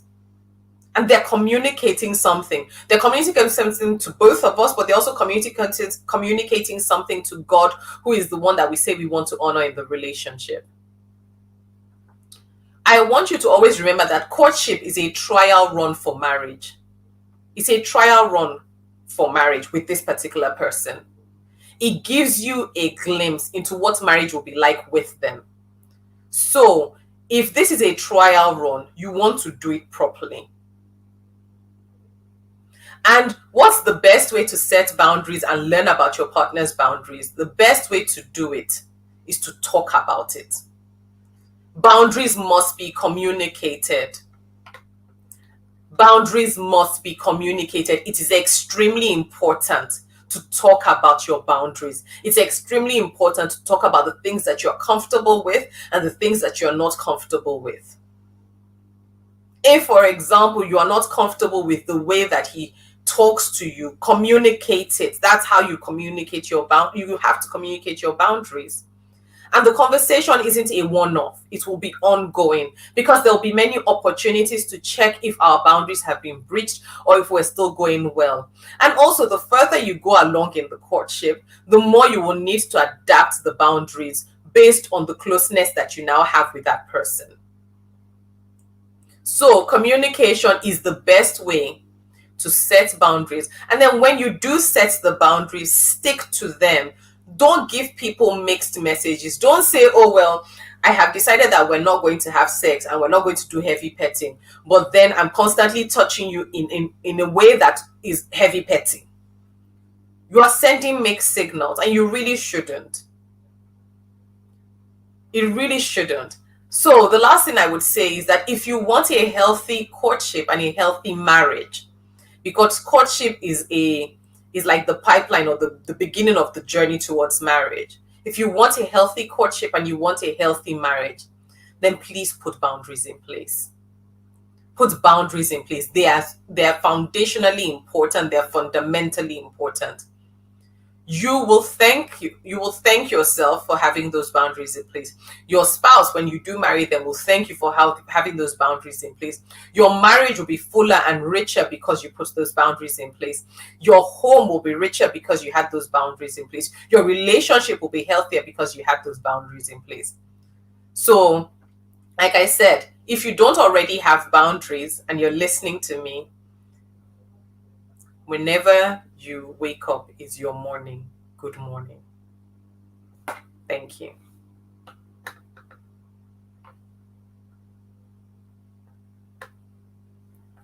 Sorry, you're on mute. How many of you wish you heard this thing? Like, why didn't somebody tell me? Why wasn't there boundary summit 10 years ago? How many of you? Because some of us, we even set the wrong boundaries. Like she said, even mixed messaging. You're the one who say you don't want now, you want, and then you got married, and then you're like, oh, then I was a girlfriend now. So all sorts of mixed messages. So that trial run part that you said was super important. So let me ask you, right? So we talked about must-have boundaries, and we did discuss a lot of that. And people generally, especially if you're a person of faith, you generally know some of the general boundaries you should have. Don't lie, don't, all those things that you would consider wrong on both your value levels. But what would you say about two believers who maybe at some point you didn't quite realize that he doesn't want his wife to work and you have aspirations? He expects you to be at home, maybe like his mother was, or a wife who expects that her husband should provide, like no matter what she earns, his money is their money and her money is her money. Things like that that are not quite in the Bible scripted like this, right? Or that is not common. How do you begin to, first of all, unearth some of these deep-seated values so that you can see it in courtship before even marriage? So there was a skit once I saw where they were like, oh, I think it was Miles Monroe. He was talking to single people, and he was talking about how you need to ask a lot of questions. Do you like this? Do you not like this? Do you brush your teeth in the morning? Do you not brush your teeth in the morning? Do you like, do you snore? Do you not snore? It's the same principle. Let's start having conversations. The problem is that many times we don't have adult conversations. I call them adult conversations because they're very awkward and they're uncomfortable to have. But they're adult conversations. If you're an adult, you're going to have these conversations at some point in your life. You cannot run away from them. The more you run away from them, the more you are creating a disaster in the future. So ask questions, because really, marriage is about people who have a joint vision. So similarity of vision. He says he wants a stay-at-home woman. I know that God has called me to work in the World Bank. We're not on the same plane. So maybe we're not meant to be in this relationship together. You might be ticking my box in terms of he's a believer, I'm a believer, but that's not the only thing that we're supposed to be ticking each other's boxes about. And so we must have conversations. And then the thing is that I would even take it one step back and say that if you already kind of have a list of what is important to you, when he brings it up, you begin to say, look, does this thing marry with what I said I want? Exactly.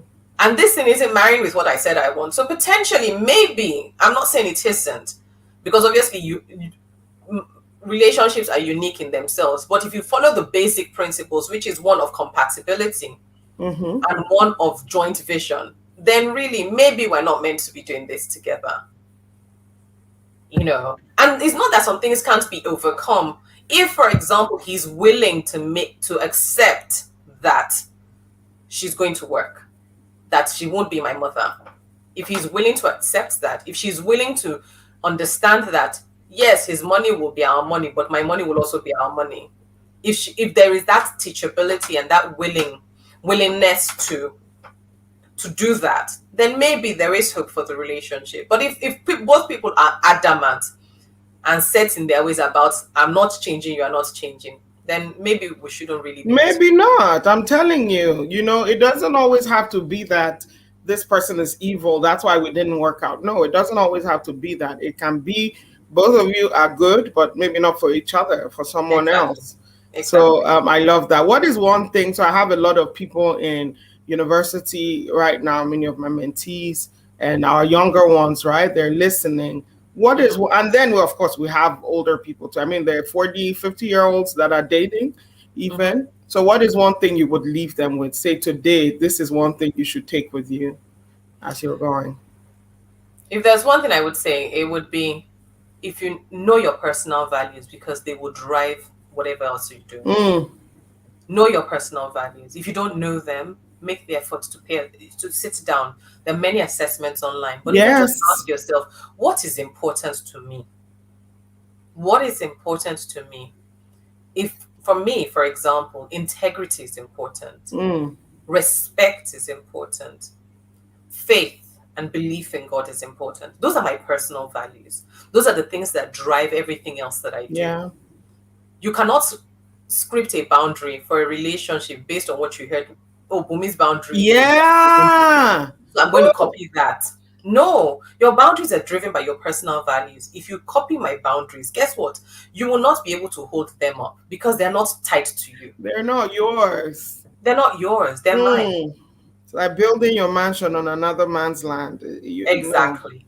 So tomorrow, don't miss Tombra's session, because Tombra will be talking about how you can you will leave that session with some personal values so that you can have a better understanding. Because some of us, even as simple as that, as we're saying it, you can't articulate even three. It's a problem. I just want I want a godly man. I want a godly woman. What is that? What does that even mean? So I have one. Which God are you talking about? Okay, go ahead. Which God are you talking about? Because I people say, don't "Oh, know. he's God fearing." I'm like, which God? Even Mammon is a god. Okay, one last question, and then we're bringing out our next delectable speaker. Y'all, please put your seatbelts on, by the way. Just a warning. All right, so what of when the woman depends on the man financially completely?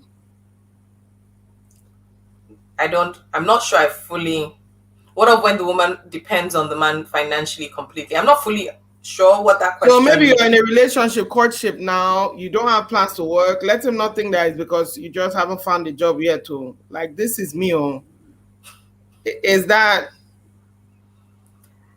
like The an thing is okay that place to if be? you're dependent on him, to some extent, you will have to make compromises when you don't necessarily want to make compromises. Absolutely.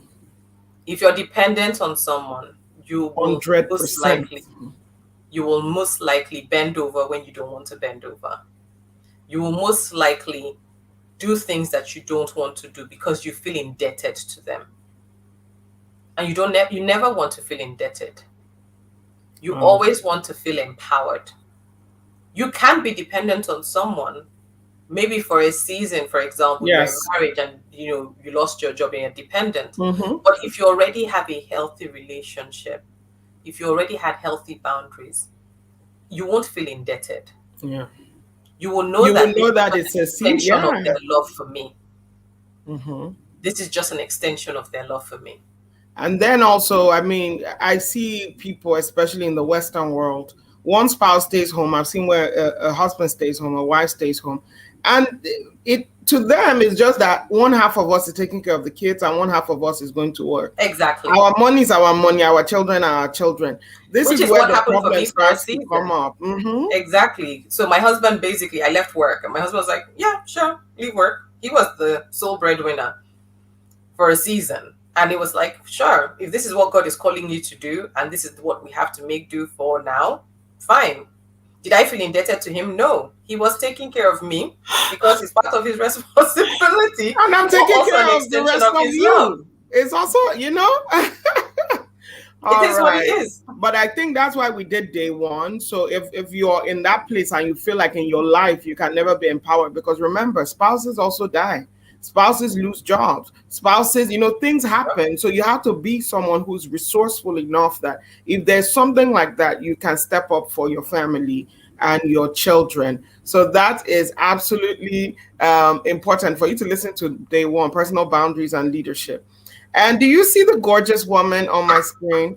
Amaka, before you leave, before Bumi leaves, can you tell me one thing that you would say that you got from Bumi's session, and we'll segue to I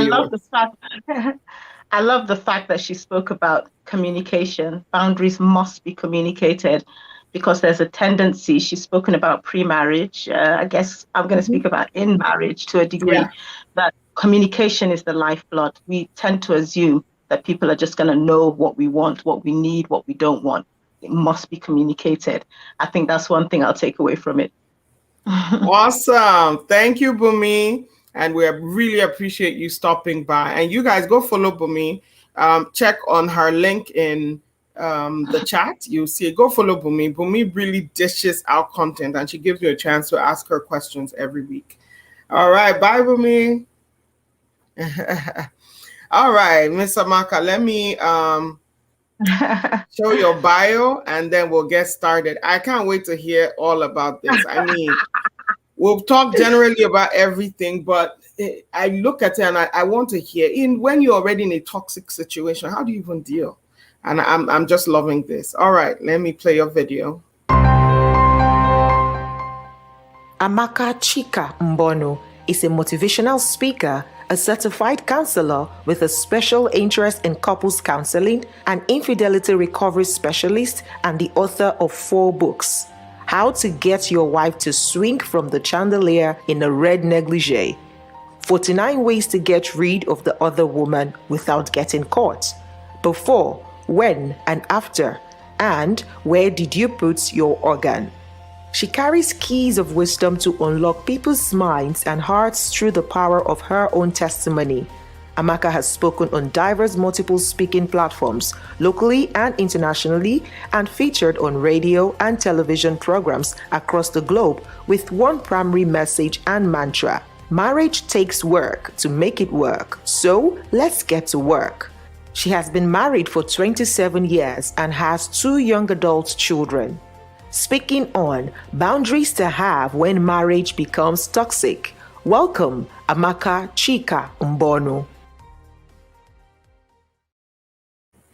Who is here for this? Are you here for this? Let's see all the fire. Thank you so much, Amaka. All right, the floor is yours. It's great to be here. Amazing, Bralade. This is absolutely amazing, honestly. And I'm just going to jump right into it. A lot has been said about boundaries, and I had a whole thing where I start with what boundaries are. And I'm going to go through it briefly because I think it's kind of important that we know what boundaries are in order to know what to do when a marriage is toxic. And I'm going to start by saying that boundaries are important. An ancient book of wisdom that is as relevant today as it was when it's written set down a law that the waters don't overstep their bounds. And this same book talks about your yes definitely being your yes and your no definitely being your no. And when we think about boundaries, lots of people know what boundaries are, fences, walls, beacons that map out an area. We must have a sure understanding, and a lot of people have spoken about this, the former speaker too, about what boundaries are, lines that shouldn't be crossed, ideally, lines that you define that shouldn't be discussed. The dictionary describes it as a limit, marks the limit of an area. There have to be clear boundaries. What do you do when a marriage becomes toxic? You'd have to have had boundaries that have been overstepped, that make you now know that this is not what your marriage was intended to be.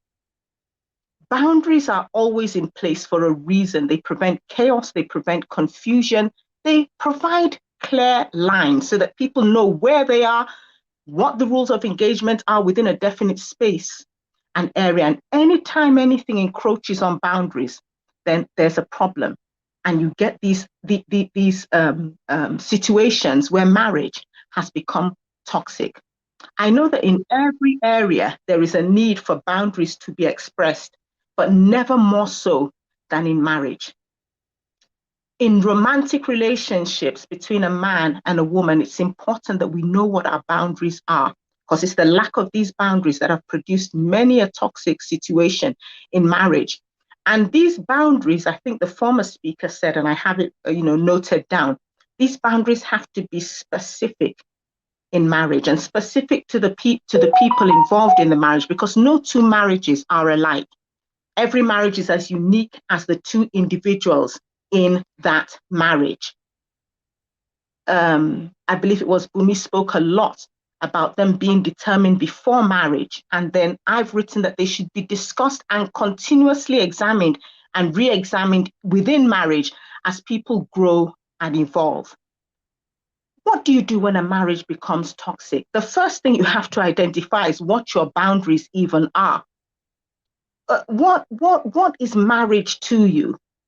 And what is it? What is it not? What exactly does marriage mean to you? Because these things mean different things to different people, and this is why the issue of toxicity in marriage might be slightly different for different people. What does marriage mean to you? What are the things you can take and the things you absolutely can't take? And these things must be pre-identified in order for you to know if your marriage is toxic. What are your boundaries? What are the deal breakers? Because it can mean different things to different people. Some people, it could be infidelity. Some people, it could be the way they're addressed, the way they're spoken to, the way the person, abandonment, the fact that the person doesn't spend as much time with them as they should. Of course, physical abuse should be an absolute no-no.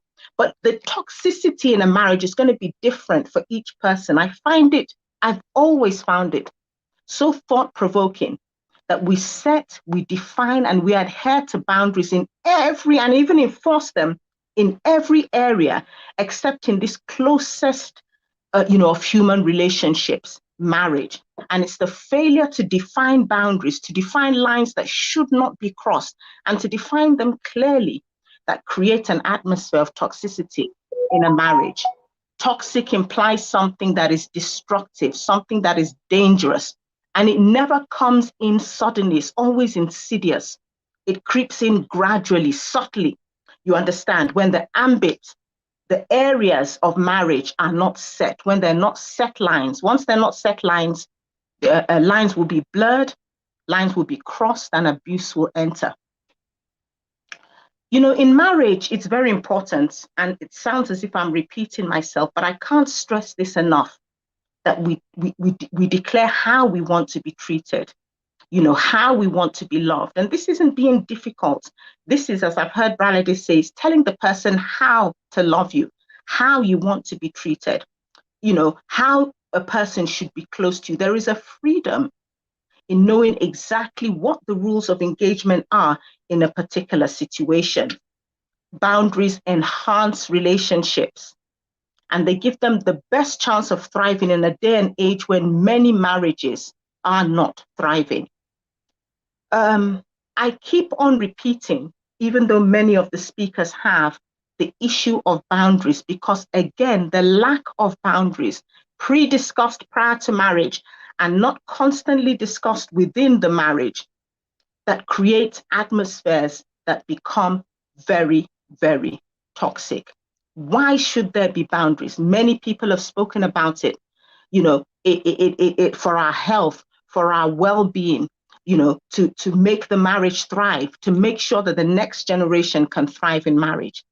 All of these things I've spoken about are the things that cause a marriage to enter into the state where it becomes an atmosphere that is not healthy, that is a constant disagreements, abuse, emotional abuse, sometimes even physical abuse. It's the fact that lines have not been properly drawn. So what do I do if my marriage has become toxic? And I've written out a couple of things that we should look at, and I guess more things will come out when we start talking and asking questions. One of the first things you must do when your marriage is toxic, and remember, you need to identify what toxic means, I guess, to you. Some things cut across, as I'll say later, but some are just what they are. The first thing you have to tell yourself is that you're worthy of better. You are valuable, you're lovable, you are worthy of love. And you have to keep on affirming this to yourself. People tend to say that I can be quite hard on the men. And that's because a lot of women get spoken to. And in my neck of the woods, it would seem that women, to a degree, seem to get the short end of the stick.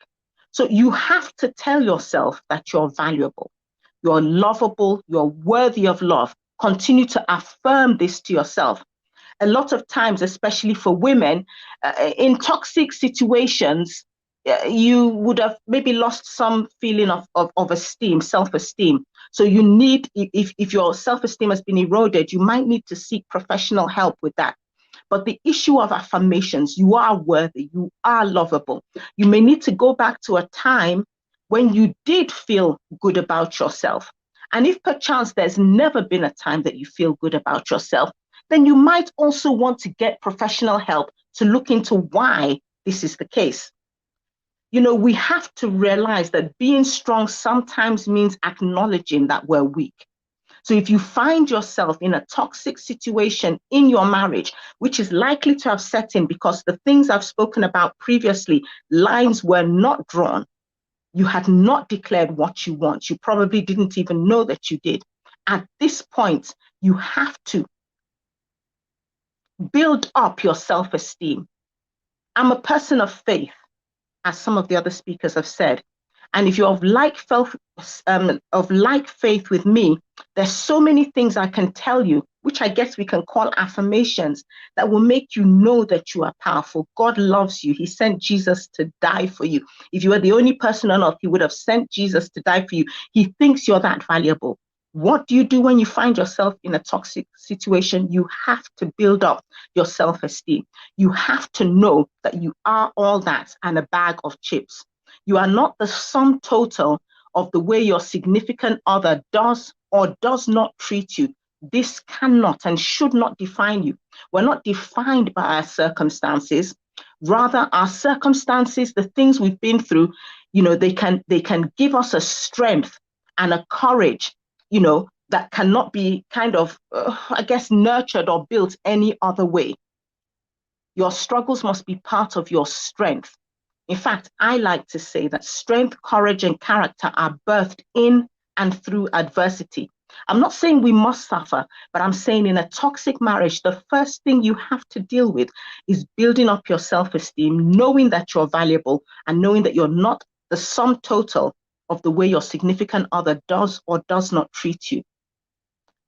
The second thing I'm going to say, as in one of the things you should do if you find yourself boundaries to set in place in a toxic marriage, you need to identify the specific behaviors that have played a part in creating this toxic atmosphere in your relationship. For instance, he or she is continually unfaithful. And this is not just specific to sexual infidelity. It could be emotional, it could be financial, whatever. But what are the specific toxic behaviors? You need to identify that there is even toxicity, in the relationship. Sometimes it's very obvious. Sometimes it might not quite be. And again, as I've said, it needs to be specific to the people in the relationship because every relationship is unique. So what are these behaviors that are toxic? What exactly are they? I've spoken about sexual infidelity, other kinds of infidelity. Is it that the person is not communicating needs, wants, aspirations, desires, and so intimacy has been eroded or has become non-existent? Is the person not appreciative? Does the person affirm you in any kind of way? You need to identify exactly what this toxic behavior is that has created this atmosphere in the relationship. And you need to identify exactly what you would like to change. What are the boundaries and lines that shouldn't be crossed in a particular area? So for example, if you believe in heterosexual monogamy, let's use one that is very rampant, and the person you are with has other inclinations, that's a clear-cut crossing of a boundary that you have identified. And ideally, like the previous speaker said, these things really should have been, identified prior to the marriage. But, in the marriage, you need to identify what is toxic. You understand? Do you believe in transparency and honesty? And this person doesn't. So identify the specific behaviors. Number 3, you need to take a look at the man or the woman in the mirror. And I'm not saying that it's the victim, for want of a better word, that is the person who has caused whatever behavior on behalf of the other party that is toxic. I'm not saying that, but it's essential that one look at themselves, at the man or the woman in the mirror, because there are always two sides to every story. It takes two to tango. What, if any, part is yours in this saga? There might not be a part, but is there any part in your that you play in this saga? Your behavior, your responses, not doing due diligence before even entering into this relationship. You need to own it and take responsibility for it. This is not self-blaming. This is just self-examining. The truth is that a lot of times toxicity in marriage is because what you should have discussed in peacetime is now being discussed in war. And constantly in marriage, anything you don't discuss in peacetime, you're likely to have to discuss in war. Number 4, you need to confront the person who is behaving in this manner that has crossed this line. I use the word confront, not in terms of being in their face, but the issue must be confronted. The behaviors you've identified that are you feel are contributing to the toxicity in this marriage, they must be confronted. It must. But this confrontation it need not be emotional, it needs to be controlled. And this is sometimes very difficult, but it needs to be controlled. A message is not communicated more effectively, by the loudness or the forcefulness of its delivery. If you're communicating to a husband, for instance, emotional lack of control kind of confrontation might not achieve the desired outcome. The message might get lost in translation. What are the behaviors that are unacceptable? You've identified them. How have they made you feel? What are the things you think can be done to change it, if at all? Being measured, controlled, and intentional is key. You need to lend much weight to what your thought through desired outcome is as you confront the situation. Many people in my capacity as a marriage counselor, many women say to me, he refuses to listen. He doesn't engage. And my response is, it must be said anyway. You're confronting this issue and bringing it to their attention cannot be dependent on how you think the person is going to respond. So irrespective of what you presume the response is going to be, it must be addressed. A non-response or a bad response is a response. Sweeping it under the carpet won't cut it. Keeping quiet to keep the peace will be a false peace that is likely to contribute to the toxicity, and is probably what has brought it about in the first place. If they won't sit down to listen, write it down and give them. Say your truth to the person, irrespective of how you think they're going to receive it. If you write it down and send it to them, I'm telling you, out of even curiosity, they will read it. And whether they respond or not, whether they respond favorably or not, you've gotten your truth across. And a non-response or a bad response is a response. Number 5, in marriage, a bend doesn't necessarily mean the end. Marriage is, among other things, about compromise, flexibility, and a love that in its very essence should be unconditional. And of course, circumstances and situations may differ. So give them and yourself a chance to change. Learned behavior is difficult to unlearn. It will take committed, consistent practice. Sometimes the person will fall and fail. This toxicity didn't start in a day. It's very unlikely to end in a day either. It takes time to change behavior, any form of behavior, and bad behavior too.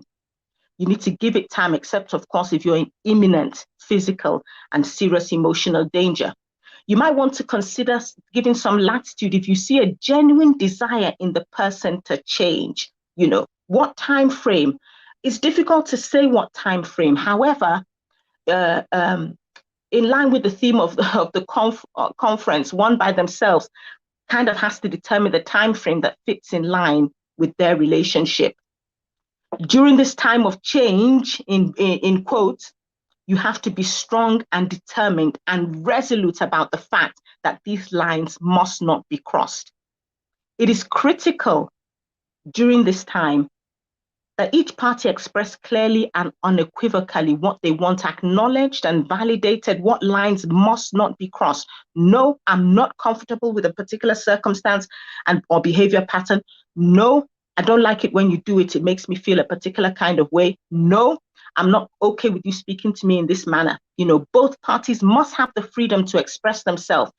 There's a liberty that comes from clear-cut boundaries, the rules of engagement. And these, you need to be clear during this time.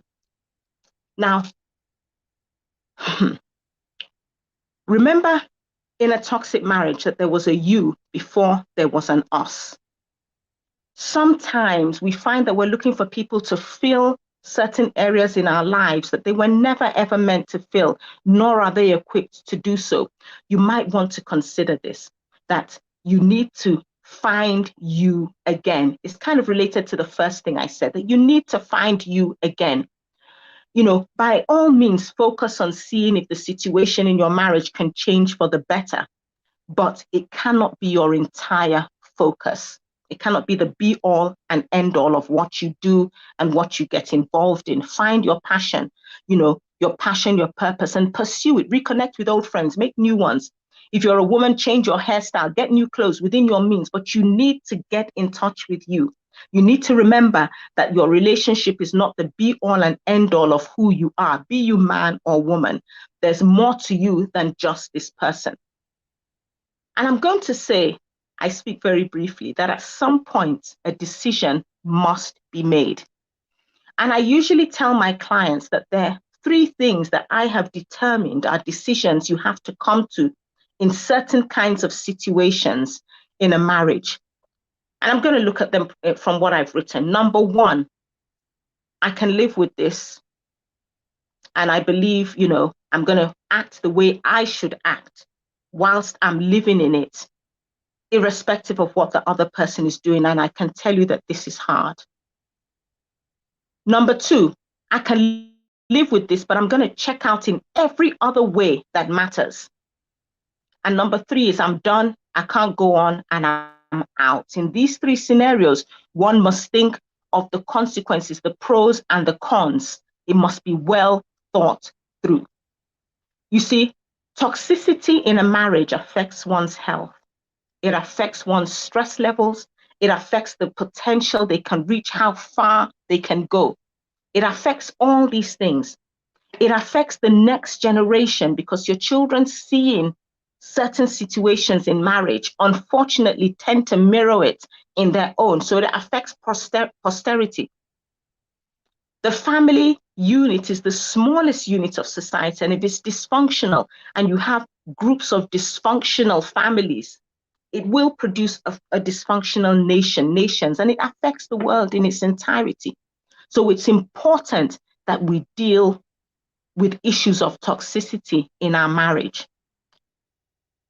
I like to say I'm in the ministry of reconciliation. And so a lot of the things I've spoken about what you do in a toxic situation in marriage, really have to do with seeing if it can be fixed. But the truth is, sadly, we live in a fallen world, a world that is decaying. And sometimes, unfortunately, people might not have what it takes to recreate the atmosphere, recreate a healthy atmosphere out of what they've allowed to become toxic. And sadly, sometimes that might be the case. However, a toxic situation in marriage has to be dealt with either way. It must be confronted and dealt with either way. Challenges can't define you, they should refine you. Someone somewhere has been through exactly the same situation that you're going through and has come through. You can too, if you take the necessary steps. And I find that there's always treasure to be found in darkness. You understand, there always is treasure to be found in darkness, and you can become a beacon of light to others, taking them through a pathway that you have already gone through. And sometimes it kind of has to hurt in order for it to heal. And I am, as someone who's very conscious of time, I'm not sure how far I've gone now, but these are some of my thoughts on what to do when you find yourself in a toxic marriage. These are some of the thoughts that I have.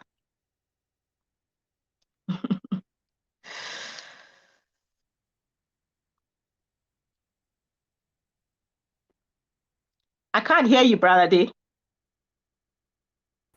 I said I was here writing, and I was busy trying to. Oh my word! So much. So please, you have so many years of experience. Let me ask you first of all, how did you get into this line of coaching, this line of impact? Because for you, I know it's not a business. I mean, I belong to your book club on marriage, where you do 1 book per month themed on marriage. And even for people who are single, how did this passion get born? What happened? Well, I've been married for 27 years. And as I like to say when I speak to people, in 27 years of marriage, there have been a lot of highs, but there have also been some lows.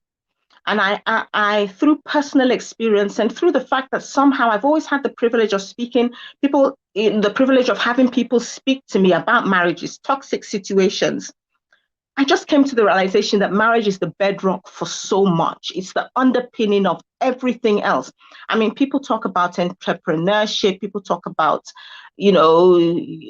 thriving in the workplace and all that, and so many things about, really being the best you can be in this day and age. And I find that everything is underpinned by marriage. If you have a bad marriage, it can derail everything else you're doing. And really, that's it. From personal experience, from speaking with other people and hearing their stories, that's really just it, how I got into this area. This is so true. Like, hearing, some of us even here, we know, I'm sure the ladies on this call and even the men can tell you that, I've heard so much, even my sister, my neighbor, my auntie, my uncle, whatever. But many times we don't have the language to help. Okay. How do you find that is the best way to help, someone that's in a toxic marriage? What do you do? You have to listen to them. You have to listen to them. Yes, there has to be a listening ear, a listening, non-judgmental ear. Because when there's certain challenges you meet in marriage that will really, really overwhelm you. And so you have to start by giving them a listening ear. I also feel very strongly, as I've pointed out, some of the things I think one can do in a toxic situation, that it shouldn't be really just because of my faith. I truly believe that marriage should not be entered into frivolously and should not be left precipitately. You understand? It has to be a well thought through decision, staying or leaving. And so toxic situations in marriage, which are it's such a wide topic because there's so many things that could cause a toxicity in a marriage. And it may be different because my threshold might be much higher than somebody else's threshold. So this issue that you've so cleverly brought to the forefront, Bralade, about boundaries, this is why I didn't want to really go into everything I'd said because a lot has been said. Boundaries, you need to identify what your boundaries are. What lines do you not want crossed? You need to do it before you marry. And in marriage, at any point you discover that you've rediscovered yourself and this does not work for you anymore, it needs to be communicated. The first step, in my opinion, should not be to leave. It needs to be, let's see if this can work. Sadly, sometimes it just might not. But we need to start from that, communicating, this is what is not working for me. And then let's see what the other person says in response or does in response to that. So you asked me, what do? You listen and allow the person to say everything that they have inside them. And as they're saying it, they're looking at it objectively from outside of it. Almost like how, Nathan went to go meet David to say, hey, David, did you see this person? This is this, yes. And he looks at it objectively, hearing the story differently. And Nathan says to him, you are the man. You understand? Wow. And that's why I believe people, it cannot be a judgmental thing and it cannot be a one size fits all. So when you said to me, what are the boundaries you should have in a toxic marriage? What are some of the boundaries to put in place? Because if you're in a toxic marriage, what boundaries can I know? Yes, you understand what boundaries can you put in place? You're need to communicate. Talking, you're barely and everything. What has made it toxic for you? And I think where a lot of people get stuck is because the situation is as it is, they believe the other person won't listen, and they might not, but it must be communicated nonetheless. It must. A non-response or a bad response is still a response. And sometimes a lot of times people are just actually clueless. I'm telling you, they are just clueless about what it is wrong with you or what it is that is wrong. You understand? Sometimes they are just clueless. Yeah. And so if you tell them, who knows, it might change things. At least it might begin to do so. So when you get a non-response, for example, like diabetes consults is asking here, how do you recommunicate boundaries or even just recommunicate? Because now maybe two people are even they live in the same house, but they're basically not speaking. How do you do that if the other person refuses to listen? What are those steps of escalation you say till the day? Is it the first day they just don't respond to me, I just pack my bags and leave? What is what do we do in situations like that? Again, I'm going to use there's a let's go to church here. There's a scripture that I believe applies. You understand? It says if your brother offends you, tell him. I'm paraphrasing here. Yeah. So if he agrees with you and accepts, oh, my bad, sorry, you've gained a brother. It says if that person doesn't, I think it says call. I'm paraphrasing here. 2 or It 3 asks or you so. to Take escalate someone it, else call with 2 or you. 3 Yeah. people. Yeah. And the person still doesn't. Yeah. It says take it before the church. And I'm not saying anybody should take their husband or wife in front of church, but it says take it a little step higher. It says, you understand? And then after that, there's a decision to be made. And I tell especially women this all the time. We get stuck at that point, really. A lot of us get stuck at that point because, you see, there's a negotiation that needs to go on. There's a telling of the person. There's a negotiation that needs to go on. But at some point, there has to be consequences. And we struggle with this, especially us of the Christian faith, because we say God hates because divorce. we don't want But God, divorce. Yeah. but God hates many things. And, there's many things. God hates lying. A lot of us have lied. Nobody can say here they haven't lied. God For hates sure. cheating. God hates so many things, divorce inclusive. But people do kill, people do lie, people do cheat. You understand? So a lot of the things God hates happens, but there have to be consequences. God does deal in consequences. He's a merciful God, but there are He consequences. does. Absolutely. So we get stuck at that point where we've told the person, we've told them again, we've communicated our needs, we've told them that look at what this marriage has become. And usually it has become that way because someone is is holding their peace in order to supposedly keep the peace. But it never works out. Anybody who is newly married, I would advise them For sure. to mention the things that are not right. So what am I saying in essence? You said somebody's saying, what do we do? At some point, and I'm not going to say it, at some point, there have to be consequences. A decision must be reached. And this will be different for different people because circumstances may be different. Some women may not want to leave because they're financially not capable of doing so. Yeah. But at some point, a decision has to be made. Has to be made. That's Awesome. At some point. And there has to be, that's where things like your own financial empowerment comes in. Come into play. Absolutely. Because that thing you said about not losing yourself. You have to not lose yourself. You can't lose yourself. You can't lose yourself. A lot of women, have your family, have your what does that look like? Let me even ask you. What does that, you've been married 27 years now, so what does that look like to you? Do you still have friends from even before you married? Because a lot of people say, hey, this is a separate life now. It's just me, my children, my husband. How would you advise someone to own themselves? I would advise younger people. I always like to say that those who aren't married, they have a unique opportunity to get it right. And for those of us who are married, God is helping us. I think people, in hindsight, after 27 years of marriage, that you should maintain your friendships. You should have some interest outside of the relationship. I think you should do you as well as the two of you, not just the two of you. Yeah. Because you bring there's something you will bring into the relationship if you also do you. I don't think anybody, women especially, tend to do this, should lose themselves in a marriage, lose their old friends, lose all their interests, lose all their passions. I don't think it's right. I don't think it's right. So how do you do you? You do you by keeping in touch with old friends. You do you by not making it every single thing about you be about the man. I mean, so much of you is him, but a lot of you is just you. You're a unique, valuable human being who must also have interests and pursuits. So that's what I'll answer to that. All right.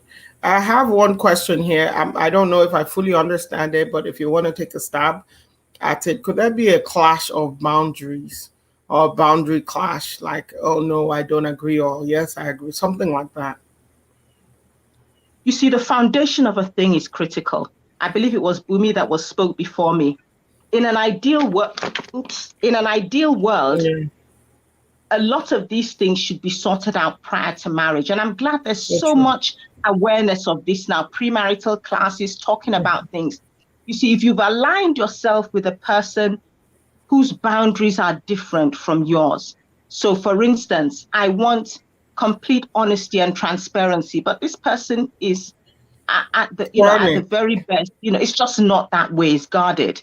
You understand? Or I believe in heterosexual monogamy, but this person is a polygamist. You see, yes, there's a clash of boundaries there. And so it's going to come back to this thing I'm saying, that at some point, a decision must be made. And it's hard to say and it's hard to hear. But it's still going to boil down to these things I've said. You're going to have to confront this person with it. But you see, it wasn't discussed in peacetime. It's now being discussed in war. No. Yeah, but discuss it must. And if then two people cannot work together, it cannot be agreed. Because there's some things you can't, it's difficult to compromise on. So I don't want you with everybody walking on every skirt walking on the street. Where is the compromise there? Should I say, okay, you can have one, but not two or three? So some things are going to be so fundamental that they're going to be difficult to clash on. Yeah. Well, thank you so very much. You guys, you are awesome here in the chat. I see you, you're lit. You want to say thank you or what? You know, I see these things, and let me ask you, in your experience, this one, I'm sure you've had, someone said, can you repeat the 3 decisions that need to be made? Someone was asking. And I'll say, I always tell people, so one is, I think this is what I have synthesized it to boil down to. Number one, where did I write it? Number one is, I can live with this. I'm going to just have to, I don't even want to say I can live with this, but I'm just going to have to live with this. I'm going to believe for better. I'm going to keep doing what I know is the right thing to do, to my own self be true, and believe that something is going to change. A lot of people take that view, especially in the light of, will I say, Christianese. You understand? That's one. Number two is, it's not that I like this, but I'm just going to live with this. But in every other way that matters, I'm going to check out. A lot of people do this, women too. I'm going to check out of this marriage in every way that matters, but I'm just going to be there. Except giving up the ring. Yeah. For me, easier than leaving. I'm just going to be there, look after my children or look after myself or eat his money or just have whatever it may be, you know, but I'm going to check out in every other way that matters. And the third decision is, these are my boundaries. They've been crossed. The person refuses to engage or make any effort to change in any way, form, or manner. And therefore, I'm done and I'm out of here. Those are the 3 things I've kind of synthesized as a decision people in this kind of situation in a toxic marriage might have to make. Always bearing in mind that danger, physical abuse, or imminent danger, or you're now going crazy, you maybe need to be dealt with much differently. But these are the things I've kind of synthesized with regard to it. Wow. Okay. I see Waltrud here saying, thank you so much, Miss Amaka. Always a pleasure to watch you. Thank you so much. Thank you. Priscilla is saying, thank you for sharing from your wealth of experience. And Benny is saying, so much. Gracias. No, gracias. Seriously, Mucho gracias. So let me ask you one of the cases you've seen that has been reversed. A marriage that was toxic, without giving, any personal information. Is there a dire case that you have seen that there was a way out? What I'm going to say is going to sound, it's going to sound so, I don't even know the word to use, because I'm going to answer truthfully. My advice to the men and women watching is, do the work necessary if you're single before marriage to make your marriage. Make sure you stand the best chance of making it work. Because when a toxic element has entered a marriage, it's very, very difficult to reverse. And the reason is because we are, each of us are unique individuals. That's number one. And number two, people may not be at the same place at the same time. Not that they don't want the marriage to work, but they're not ready to do everything because they're bad people, but it's just difficult for them to do what is necessary to get the marriage back. And even if one person is all ready and geared to go, one person may not be quite at that stage to put in what it takes. So can it be better than it was? Absolutely. Can it work? Absolutely. But there's a lot of work to be done, especially if the marriage has become toxic. Things have been said, things have been done. It's difficult. It's difficult. Y'all hear that? Not impossible, but difficult. Yeah, and go get help. Get help for yourself before Oh, you even, definitely. yeah. You can't do it. Yep. And you can't do it alone. The other thing I'm going to say is, if I'll say, okay, I think you always give last words, but the other thing I'm going to say is that it's difficult.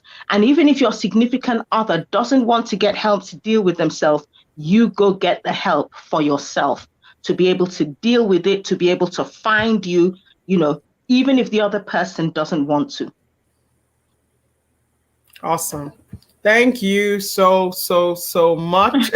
We've enjoyed this. Thank you for People, having me. this will be here. This will be here. So you can refer someone to come listen to it. Say, come listen for free. We put her IG handle on the chat here, so you can definitely go take a look at it. Join that. Look, that book club, you need to start. When are you going to start taking dues or something for the book club?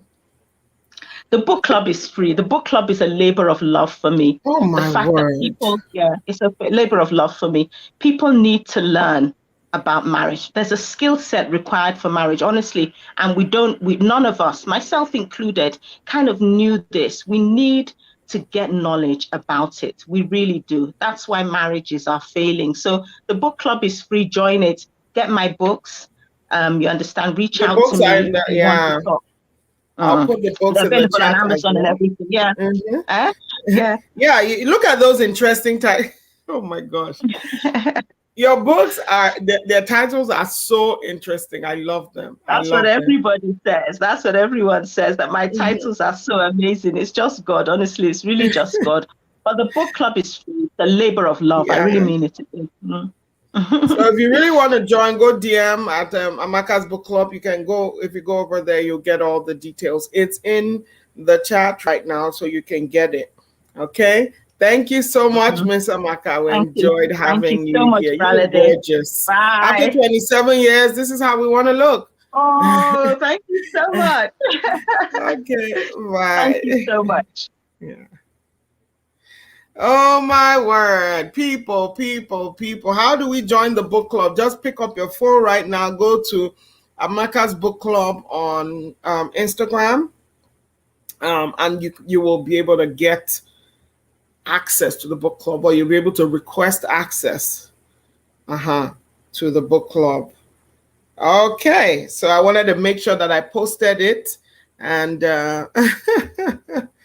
I can live with, these are the 3 decisions. If you're faced with a toxic marriage, a toxic relationship, a toxic anything, yes, go ahead and do, I can live with this, or I can stay here and hope it'll change, or I can take action because things aren't getting any better. So yeah, that's what it is. If you look in the chat, you'll see the Instagram handle. Thank you so much for that. And you'll see the books one also come up shortly, but you can go in her link in bio as well and get from there. Okay. All right. We have one last, well, let's see if our speaker shows up. She's not here yet, but I'm going to talk to you again before you leave. You guys, I talk on boundaries so much, but for this summit, I decided not to include myself deliberately on the speaker reel, because what is it that we're trying to do? I'm trying to infuse this terminology, because we do it. We have boundaries. Most of us have boundaries. We know what we'll accept. If I came to you with a knife, likely you would run away. If I asked you to come with me to, whatever it is, you would tell me no, right? But are you doing it from a place of consciousness? Are you doing it deliberately? Are you doing it from a place of your values?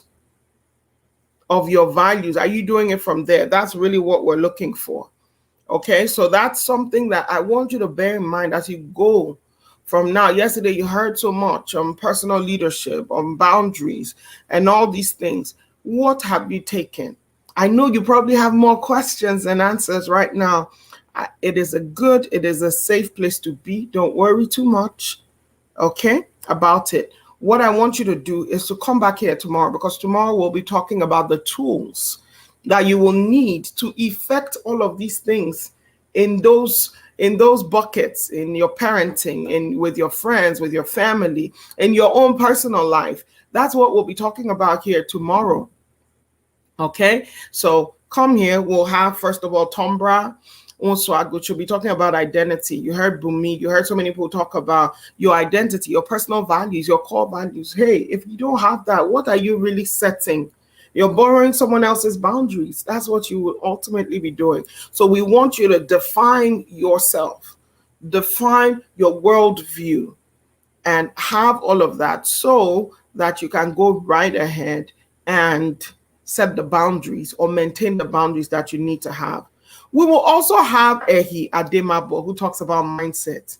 Let me tell you, maybe there was a time in your life where your personal values weren't much, or you weren't living up to the fullness of it. You know what happens in those contexts? One day you start growing, you read a book, you listen to a message, you start changing, and then you have new boundaries, and you don't even know, how do I begin to communicate this? She'll be talking around the mindset to have boundaries. You're thinking, oh, my spouse is so difficult. If I bring this up with them, they would immediately shut down. That is also a mindset issue. If you go on my Instagram, I put a post up yesterday talking about how that many people don't want to set boundaries in their families because they think like, the people will just revolt. No, you've never done it. You don't know. You're not certain. So come and hear about mindset. There is a mindset for that woman that owns herself, that has a vision, that wants to enjoy healthy relationships. There's a mindset and a toolkit that she needs to have the right type of boundaries so that she can go ahead and fulfill the purpose for which God brought her to this world. That's a Hiadimabo. Then Eden Onwuka. Hey. If you hear Eden Onwuka tomorrow, please just begin to zell me. That's what you'll do. Eden Onwuka will talk about the communication you need and boundaries. Even Ms. Amaka just spoke about communications, the kind of communication, how your tone, your voice should be when you want to gain partnership, collaboration, when you want to be heard, when you want to listen and be listened to. She will be talking about the communication of boundaries. It's so awesome. And finally, Omone says punchline titles. I love that. It is very deliberate, and I love that you're a part of this. So the next person will be Crystal Timberlake. Krista will take us to church, the Boundaries Church. She will talk not just about what do you do? Maybe now you took all these things we've said, you go back and they don't work. In quote, they don't work. It didn't work. The person didn't respond as you wanted and all these things. She will teach you how to maintain your boundaries. She's a boundaries coach from the US here as well, a psychologist, and you would love to learn from her. You'll also hear from Padebi Ojomo. Padebi calls herself a full-time mom and a part-time worker or self-employed. She's an entrepreneur, and she's making big bucks, really busy, I know, but she's in charge of her time. Padebi and Banke will be speaking along the same lines because we'll have so many women that want to be able to be home with their families, but at the same time make money. At the same time, they have clients from all over the world. Those relationships require a lot of boundaries. How do they do it? We want to know. And those will be our speakers for tomorrow. And I'll have an opportunity for you beyond here. Thank you, Mojisola, you're most welcome. If at the end of this, there will still be an opportunity for us to continue so that you can have action plans for yourself. And if you want to hear me speak, I will be speaking beyond there. Be on the lookout. Tomorrow, I'll be telling you more about the Boundaries Bootcamp. What did I say? If you heard what I said about the Boundaries Bootcamp, put it in the chat. The Boundaries Bootcamp, that's what I said. Like, this whole thing started from a book, guys. And don't worry, you'll just be here for another 5 more minutes. This whole thing started from a book that I wrote. It's called A Line in the Sand. And I'm putting it in the chat for you here so that you can get a copy. If you are in Nigeria, you can get it from selar.co. And Ejiro, if you're there, help me put the Amazon link in the chat as well. That's where it started from. I'm not lying to you guys. Wait, let me get you the actual book. Look, that's the book. This is where it started from. I wrote of 14 stories. 14 stories. It's my debut work. 14 stories of boundaries in marriage. And because I wanted to lend people, I wanted to give people a language to talk about boundaries with. If you haven't gotten this book, get it. It is a conversation starter. It's the easiest, best way for people to listen and learn what really this thing is about, because you don't realize it's a boundaries issue till somebody explains it to you. And many times we can judge on from the outwards more than we can judge what's happening in our own lives. If you read this book, I talk about domestic abuse. I talk about infidelity, infertility. I talk about people not supporting each other in their career choices. I talk about parenting. I talk about so many things in this book, all with stories. So you will laugh. I like to say you will laugh, you will love, you will cry when you read this book.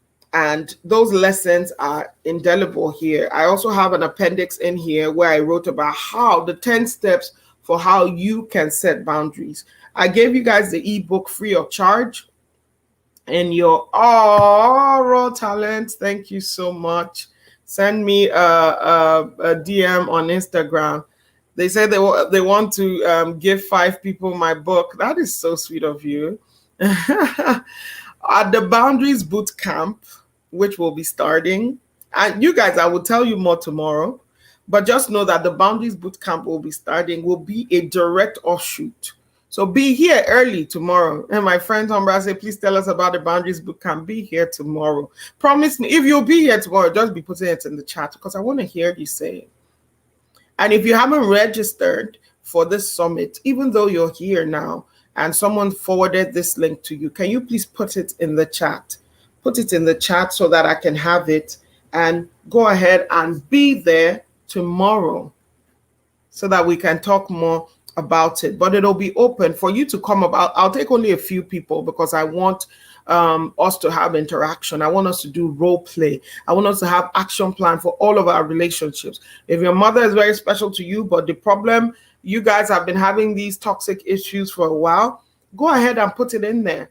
I mean, we'll go ahead and talk about it. We'll go ahead and make an action plan with your children. Ibiere had so much to say, and you're like, I'm drowning. Where do I start? We will talk about it as well on the Boundaries Boot Camp.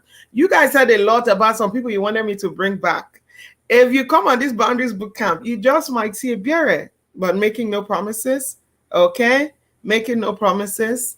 So be here. Tomorrow we'll talk more about it and you'll see more information on it. But essentially it is a course / hand-holding / group coaching for us to make this thing a reality in your life. Don't miss it. I see that Adi says she'll be here tomorrow.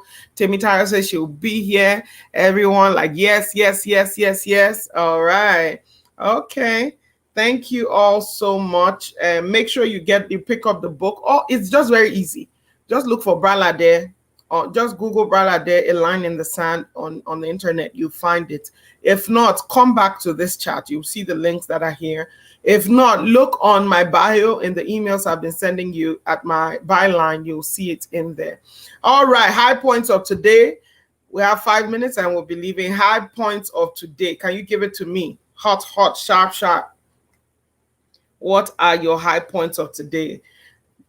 When I look at this TV thing for the children, that was a major highlight. Tell me.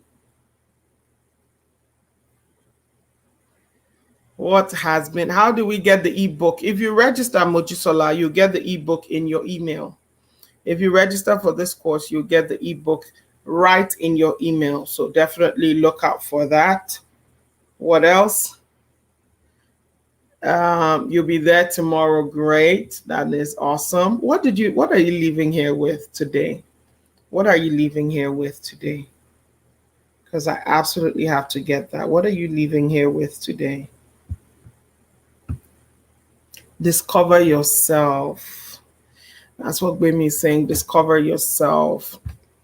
Yeah, have you time. Awesome. Discover yourself. Have you time.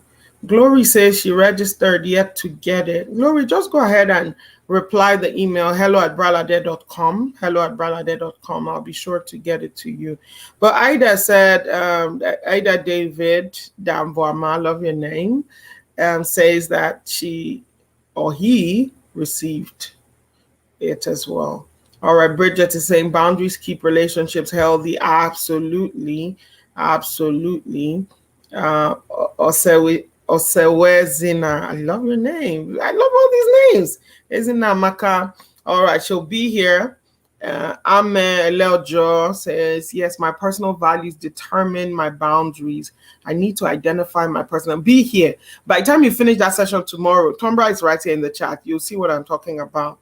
Auntie Amaka shared the link and I joined the session this evening. Awesome. Mojisola George. Awesome. So go ahead, Mojisola, and join. If you can put it in the chat, bit.ly/boundaries.com. If anyone is in here, please put it on there. Did I say boundaries.com? Boundaries Summit. I'm putting it in the chat. Don't lose yourself. Don't lose yourself, even in marriage, in any of your relationships. Don't lose yourself. This is powerful. I feel so challenged to respond to the resources within me. You do have a ton of them. Set boundaries even with my children. So be here, guys, tomorrow. I'll see you later. It's a party time. It's a party time. I would have been playing music, but there's music already in my head, in my brain, in my everywhere. I always love hanging out with you. Be sure to get this book. Don't just get it for you, get it for several people. I have many book clubs going on right now where they're reading this, and that act alone, so many issues are arising and so many questions are being asked that the thing is just, it's amazing me. Thank God for honoring us. Okay. Oh, Ida is she. Love it. Miss Ida, lovely to meet you. Prepare yourself as a single to avoid boundary clash. Know your principles regarding your boundaries. Awesome. Okay. All right. Thank you. The book of the time. I love it. I love it. I love it. Love it. Love it. Okay. All right. Bye, guys. Talk to you tomorrow. Day 3 is a wrap. And say a big thank you to the team, Ejiro,